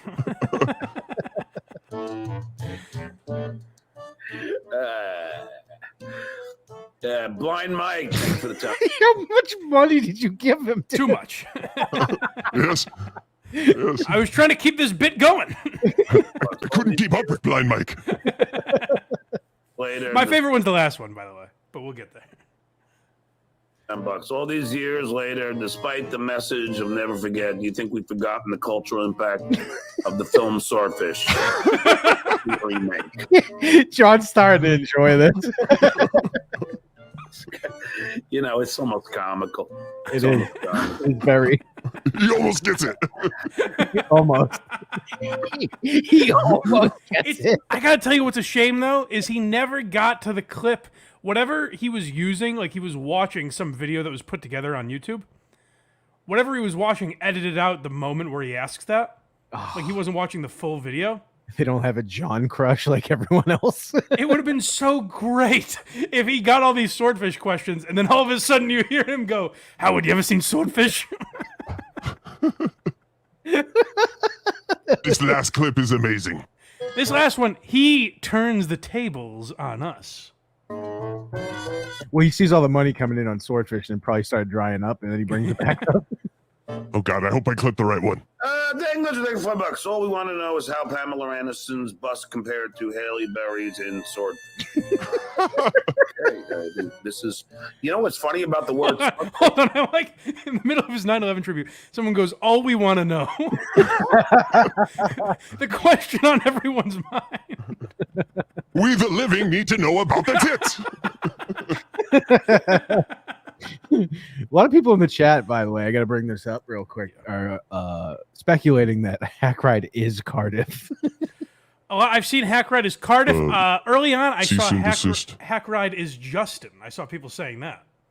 Oh, I am not as funny as that man. No, that man is levels above me. If Hackride was Justin, can you imagine the psychosis that would go into that? I would need to drive to his house like right now and check on him. We have to get Hackride and Cardiff on the same show. Has that happened yet? Just to prove it? Yeah. It'd be like that old Batman back in the 70s when they had Alfred come and appear with Bruce Wayne. So they're like, oh, Batman can't be. Yes, it would be like this. It'd be exactly like that. It'd be one guy jumping from computer to computer to keep up with it. Oh, hold on. I have to go to the bathroom. Oh, hello. I'm back. Is that your Hackride voice? Sound like Baldwin? I realized I was still in Baldwin mode halfway through. Cease and desist.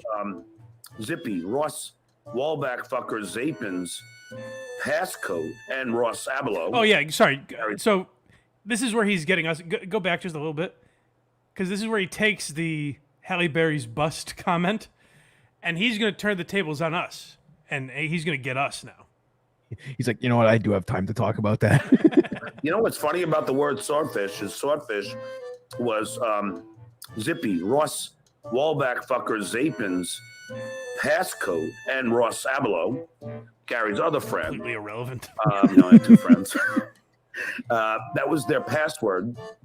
They would say swordfish, so Bowie would know that it wasn't a prank call. So there, I just brought it back to you. See what I did there? No. I don't get it. No. That's my favorite thing. He's like, finally, I got you. I brought it back. First of all, he goes, I brought it back to you. No, you didn't. That swordfish hitting the tower that time was way funnier. Perfect satire. Boy, this country really hasn't forgotten. No, he's just got giant sea creatures hitting World Trade Hey, Center. Mike, can I comment on some stuff that has happened earlier in the show? Please. All right. Well, the intro was because of the demonetization of last week. I wanted to make sure that we had a nice, good, safe one this week. I felt bad Okay, about thank that. you. I appreciate that. I think it had more to do with me talking about like things. I don't even want to say it right now.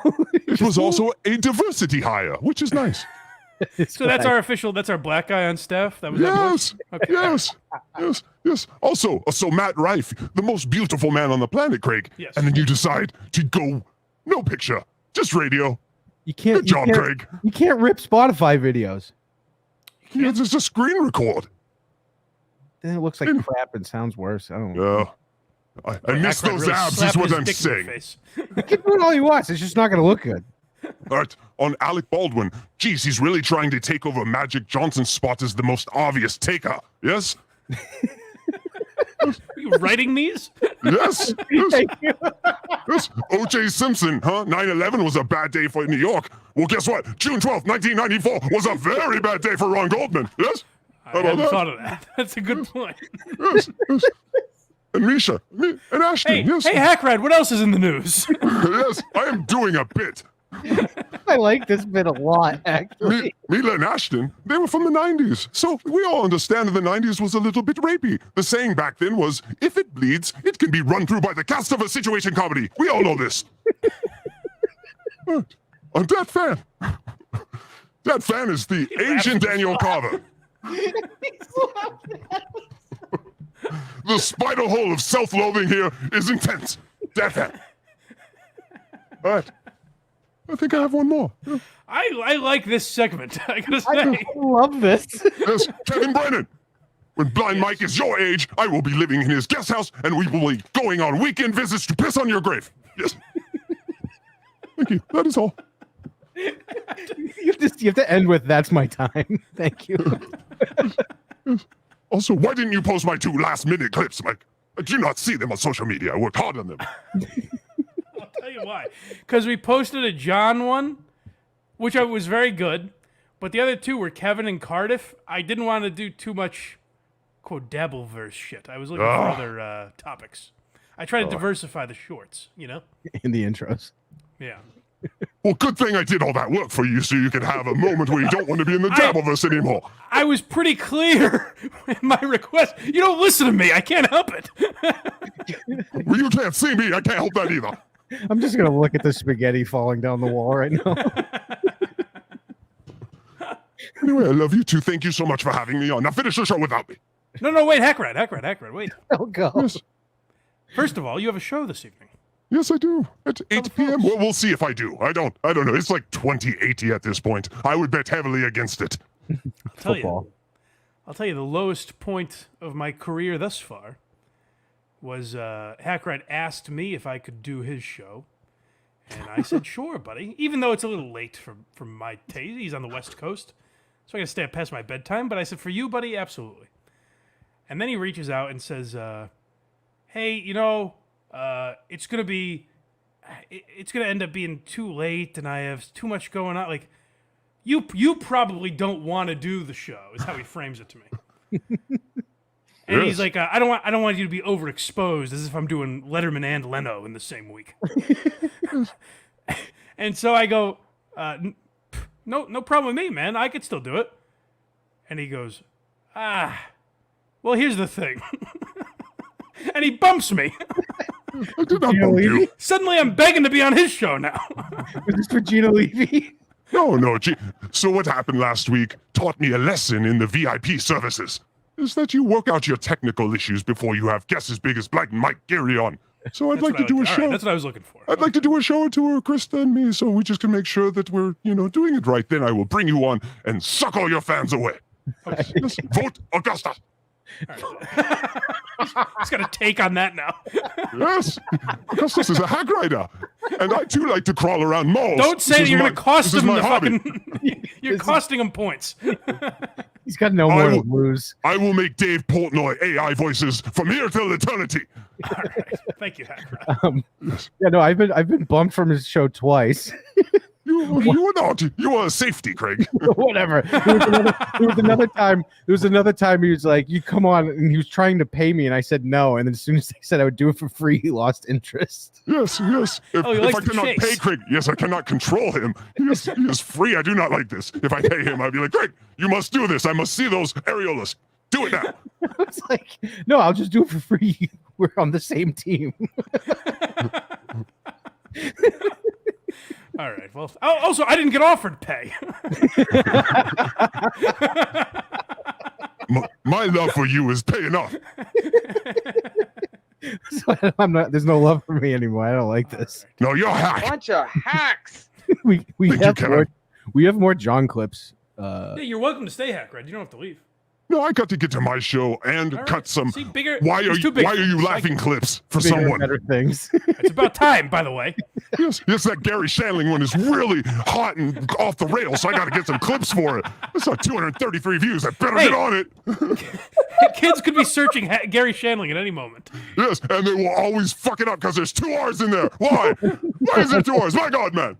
That was annoying to all of us. I'll give you that one. Yes. All right, you two. Have a wonderful show. You are always awesome. I will see you later. See you, Hackride. Yeah. All right. Comes in like a real ball of energy. That's the stand-up bit needs to be. I want to hear from the Hackride haters. That's got to be the best Hackride we've had so far. I need that stand-up thing all the time. Come in and recap every topic we've done. Oh, that was delightful. He's gonna have a lot of work to do cutting these segments up. It's gonna be only when he speaks. Yeah. All right. What other John clips do we have? We have you asking if this is real and him responding to the Dabbleverse. Me asking if this is real? I know. Yes. Yeah. I didn't want to get into the whole thing. So the only reason I'm playing this clip, if any other human on the planet uttered this line, I would say, "Oh, they're joking." Correct. I don't think he is. It's impossible to believe he's not. But I think so little of him. I have to side on the joke. He has to be, right? I have to decide on this. Let's play it and, hey, we report, you decide. Yeah, we'll see what the chat says. Is this or is this not real? It's got to be a joke. I don't want to have to lead the witnesses, but You're right. But kids were off limits. Nah, but you guys will stoop. Doesn't matter. You don't know her name, and you'll never know. I'll never say Donna's name. I mean, I'm not gonna. Anyway. But anyway, I have the screenshot. now before you vote, I'll give you my theory. I don't believe it's John making a joke because he didn't laugh after it. Every time he does something, quote, hilarious, he's rolling on the floor. Right. Usually, if he did that, he would usually like leap into hysterics. I don't think he does bits like that. It's very true. So I don't know. It could be. I saw these on Dabblers Anonymous. I checked all the comments to be like, is anyone believing this? And people were. So I don't know. You guys, you tell me. I've been fooled before. I mean, I'm not gonna. Anyway. But anyway, I have the screenshot. I feel. See, he moves on. Like it doesn't seem like he's joking. I think he's joking. It's gotta be. There's not another human on the planet that could deliver that line like that I wouldn't think they were joking. But I'll never say Donna's name. I mean, I'm not gonna. Anyway. I have to go. But anyway, I have the screenshot. I have to go. He's so dumb. I have to go team joke. John should dissect the fact he doesn't analyze himself too often. He should dissect the fact that anyone's even questioning that that's a joke. I know. Because, like I said, it doesn't even faze you if someone else says it.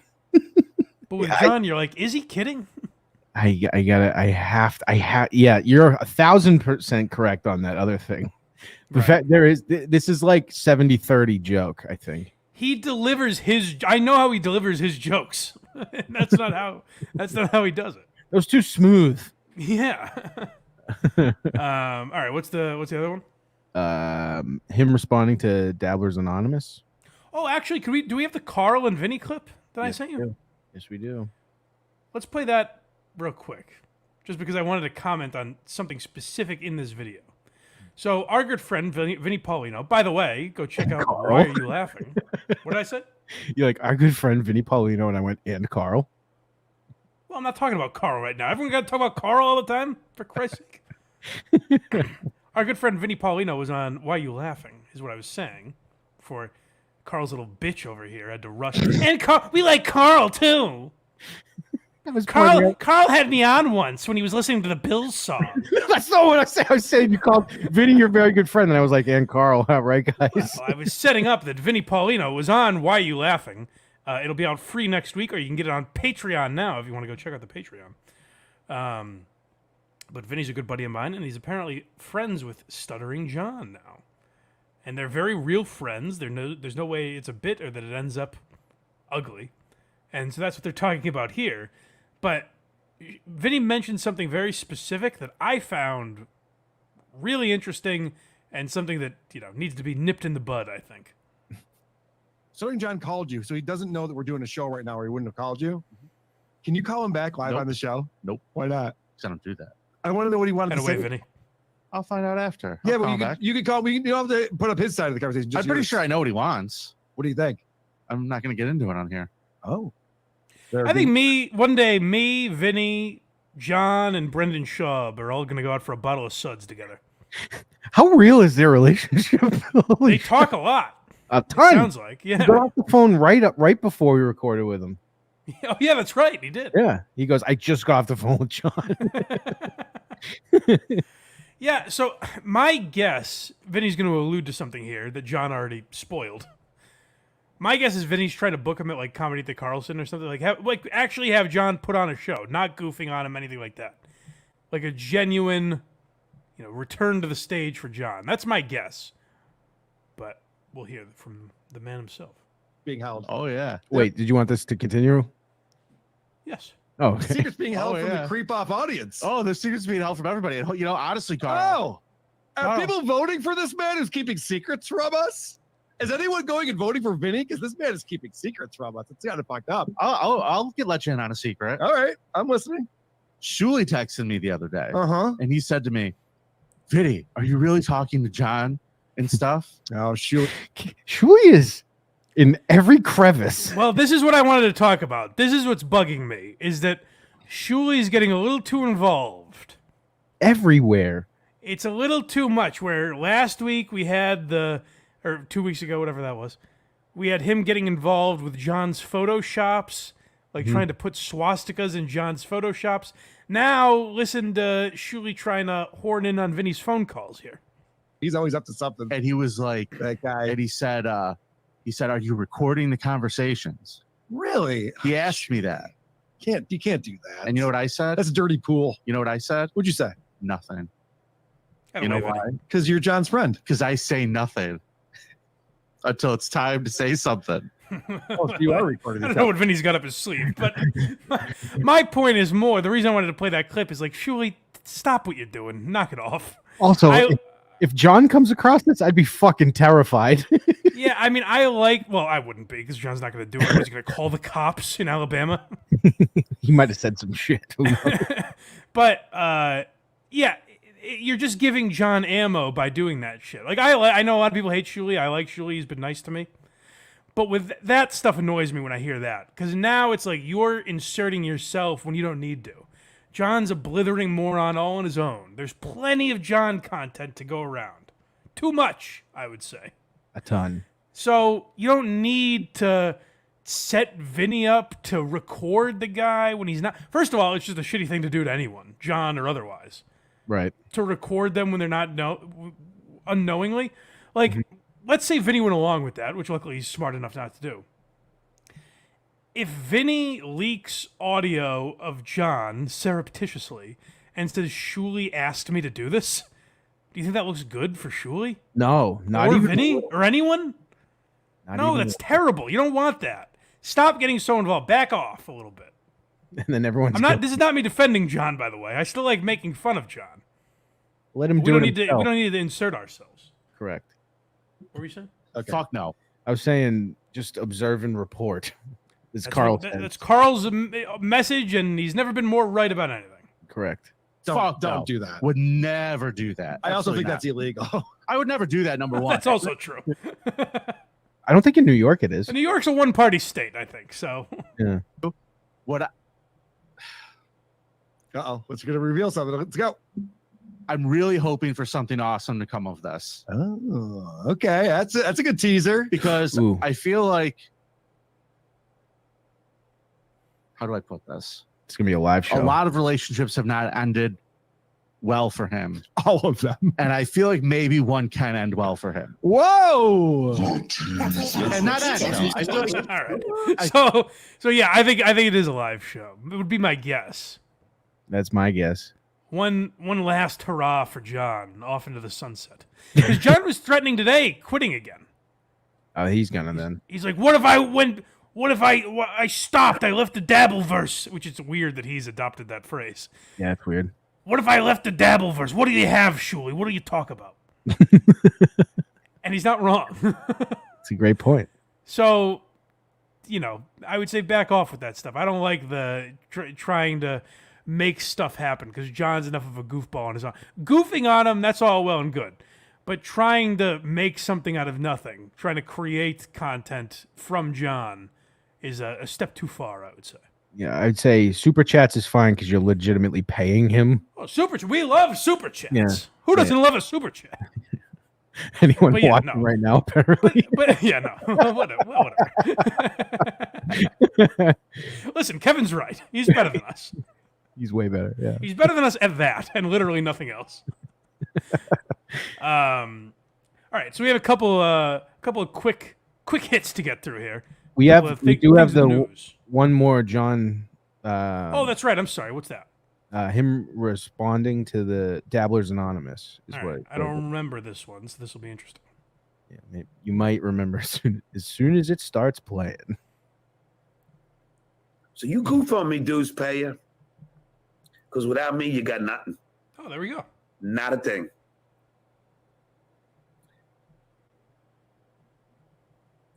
Danny Wright, thanks for the $7. Hey, John, a guy made a great point about you and Dabblers Anonymous. He said you're a selfish narcissist. What say you? Well, that would be redundant. But let's see, selfish. How do you think I'm so selfish? How would you assume that? I'm always very generous. No. Always very generous. Oh, yeah. To a No, lot he's of a people. sweet guy. So that wouldn't make sense. As far as the narcissists go, nah, because narcissists never admit when they're wrong or apologize. How about listing all your great qualities? Is this a fucking joke? Is that on the list? This is the new "Is this a joke" in the chat. Yeah, where he's listing all, and by the way, they're all wrong. I mean, it's clear lack of self-awareness, which is the true irony, but he's not going to realize that. But does going on a tangent of how great you are qualify as narcissism? I don't know if that... I'm not a doctor. I don't know if it fits. And I have done that on numerous occasions on this show.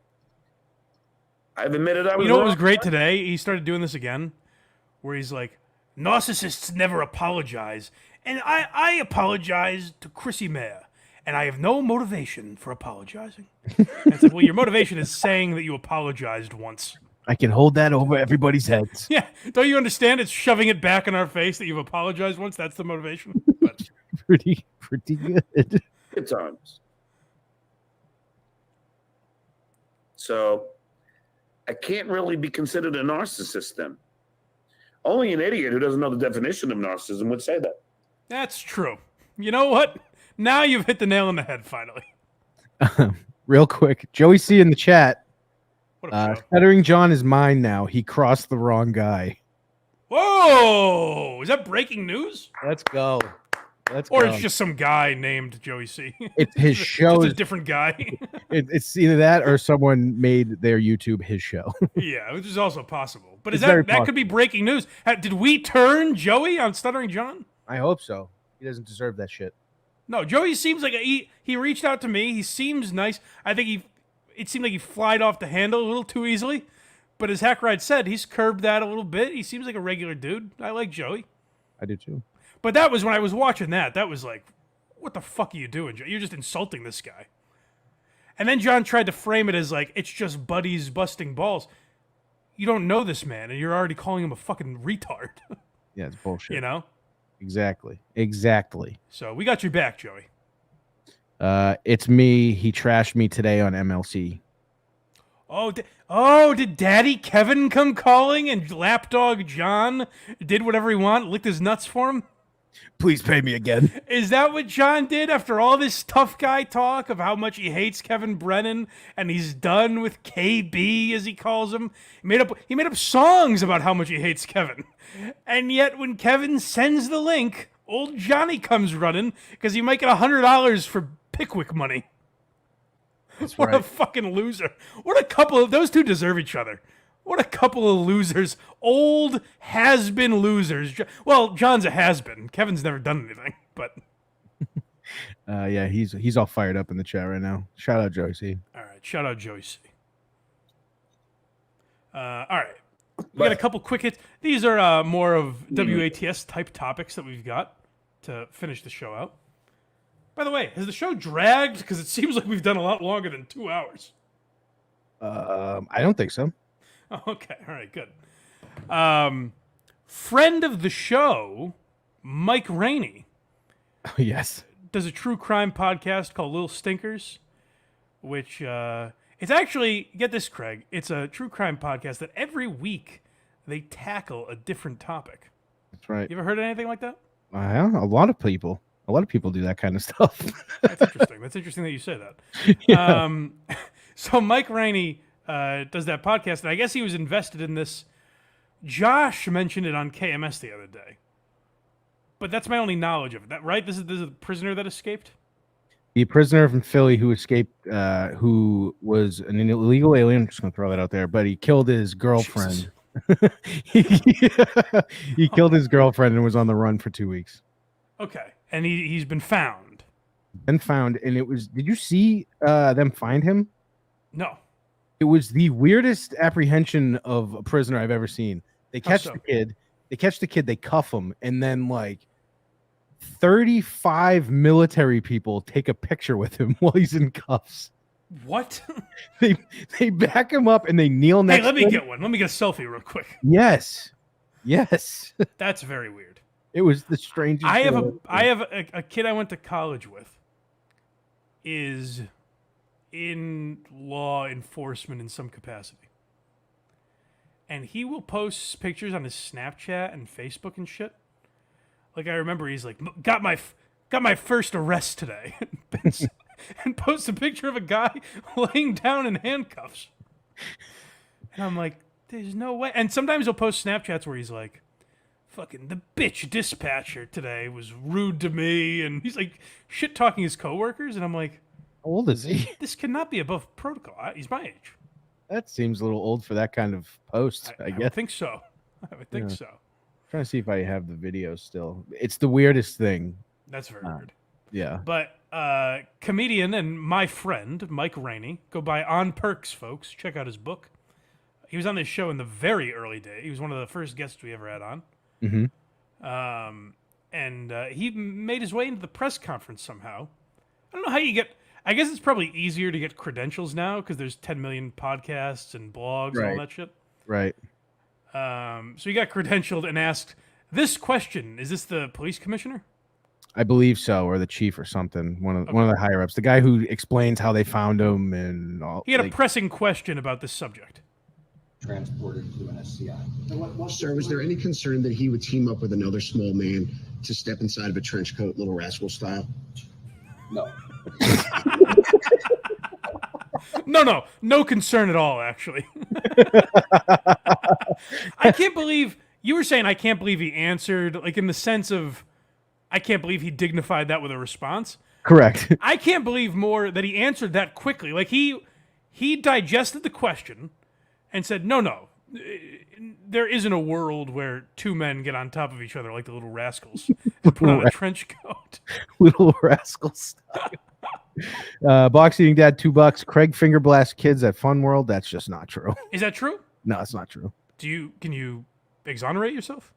I brought my kids to a birthday party there. And oh my God. That was it. Good Lord. I played skee ball and that's it. Oh, that's is that what you call it? That's not code words for anything but what I said. Bend over, kid. We're going to play a little skee ball. Daddy's here with some skee ball. Oh, how many tickets did you win? Well, you get the grand prize. You guys want some bouncy balls? Oh, God. Box Eating Dad, thank you for exposing that. Now, can I mention, speaking of true crime podcasts, yes, I've had men reach out to me and say, have you heard about Rubbed Out? Yep. It's in the works. I wasn't going to announce it quite yet, but yes. Now, I was sent a clip Mm-hmm. where I hear Craig Ironhead Oconee, creator of the Blind Mike Project, Right. say... That was Chris Oconee. Say, I don't know if there's a podcast anywhere that like takes us, one-off subject and breaks it down each week. Do people not understand sarcasm anymore? There's 5,000. And I thought to myself, that's odd, because he's on a podcast like that. How do people not pick up on fucking sarcasm anymore? Now, I was also told by a man who may or may not have been on this program tonight that it was, based on the title, he thought it was focused on gay sex crimes. Yeah, he sent a very funny thumbnail. Yes. I gotta be honest. So this is in the works. If you go to verygoodshow.org, you can find Rubbed Out right now. Not yet. That's why I haven't said anything. I was gonna wait for one to be up. Give it a year, and it won't happen. No. I think we're recording next week, I believe. Okay. Well, now they can buy tickets to the big ski event. Is that right? So you've heard these clips you say, right? Yes. So when I say this, I'm ready. I ordered on Amazon my snow pants. I'm ready. Okay, let's fucking go. I like how this might be something we could do is now you said it where it's happening. Right. So the pause on the ski event, but we're all getting in the minivan and we're going to see Scott Stapp. Eventually. All right. Well, I guess I'll remain right here Where I sit on the edge of my seat. Justin is saying, because I know he probably had nothing to do with this, Mick and Craig should do a podcast on sarcasm. Now, you cannot lump me in with that fucking lunatic. Well, I just said he was gay and had nothing to back it up. What's wrong with that?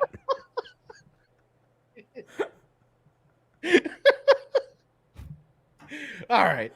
Sarcasm lives. Chef Lewis, $5. Craig spells his name with 3 Ks when he plays Quiplash. Is that right? No. Yeah, verygoodshow.org. You can go there. Justin joined us to play Quiplash last night with the fellas. It was fun. A lot of fun. Did he, or did we just talk about maybe doing it someday? No, he did it. Okay. All It's right. there. All right, Verygoodshow.org. Find the Patreon. I think Justin getting a shot in at Mick for no reason. That was a shot at me. He's saying, hey, there's a show coming out in the next few weeks, and like Saudi government trying to like kill him. Same thing, I think. It is the same thing. You told me that the reason it's not released yet is that the gay mafia is after it. You said some dude came to my house trying to sell me on a gay cruise, and I said, get out of here, Saudi. Speaking of both homosexual men and language that they use on Very Good Show, I think this is this clip will wrap it up nicely. Sorry, I was reading a super chat we have from Box Eating Dad, $2. Okay. R.I.P. Pat Dolan, cause of death, way too many loads. Who's Pat Dolan? I believe that is a reference to a family member on my program. Okay. Yes. Is that true? That's what he died of? Yep, that's how he went. That's how he went. Rest in peace. I'll make a 9-minute Instagram video eulogizing him. Yeah. We're going to Pat- Senator Pat was Kennedy a great here. Man. He had relatives. That's one thing I know about him.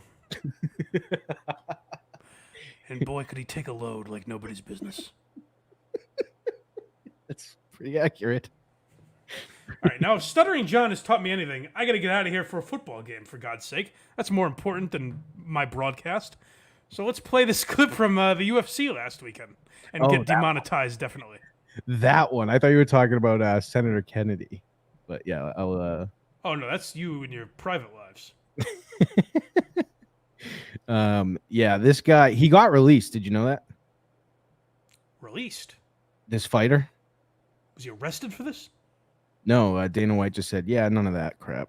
Oh, I think he meant released from prison. No. What the hell are you talking about? No. Dana White released him like a day or two ago. Oh, I did not know that. No. Yeah. Now, what's the other guy's deal? Because I hear this guy, Sean Strickland, is quite a loose wire. I have a play that I do have on my computer. He's getting a little wacky. But no, this guy was listening to a very good show. He's all amped up after the fight. That's right. And this is what he blurred. And I got to say, good news for your boys, your people. I do think this word is kind of making a comeback. Thank fucking God. It's the best word ever. Thank God, he says. I never use it, but like Thank God, he says. I fawn for the memory of calling my friends that when they do something. It sounds like you yearn for those days, Frank. I sure do. Always sunny. I know what you were doing. But let's check it out. This is I forget his name's Radke. This was his debut fight, and he kicked the shit out of a guy. And this is his post-fight interview with one of the best to the fans, to the people that paid money to watch him do this. Charles, how good did it feel to get your first UFC victory? It felt great. And so fuck all you faggots up in the fucking crowd. Come down here and get some, you pussy ass bitch. I gotta say, shame on the fans for not having a little sense of humor. They don't boo him in that moment. They forgot it wasn't pro wrestling where you're supposed to do that. Hey, he's talking about us. We ain't those. If I was there, I'd be like laughing my ass off, dude. He'd be my new favorite fighter. Yeah. Too bad he's unemployed. Yeah, he's gone now, I guess. That's interesting. It's interesting for Dana White to have to draw those lines when it's like, you slap your wife 6 months ago. Yeah, on camera.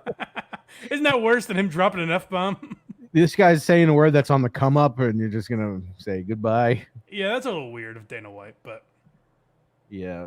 Why? What's the Sean Strickland video you got? September 11th was Monday, right? Yeah. Where is it? I'll have Boy, it. we've been talking a lot about that. It's just that happens to be that day. I guess. Got it. All right. It's a little montage of just some shit he said. Okay. It's He seems like a fun guy. he's the best. He kind of goes all over the map here.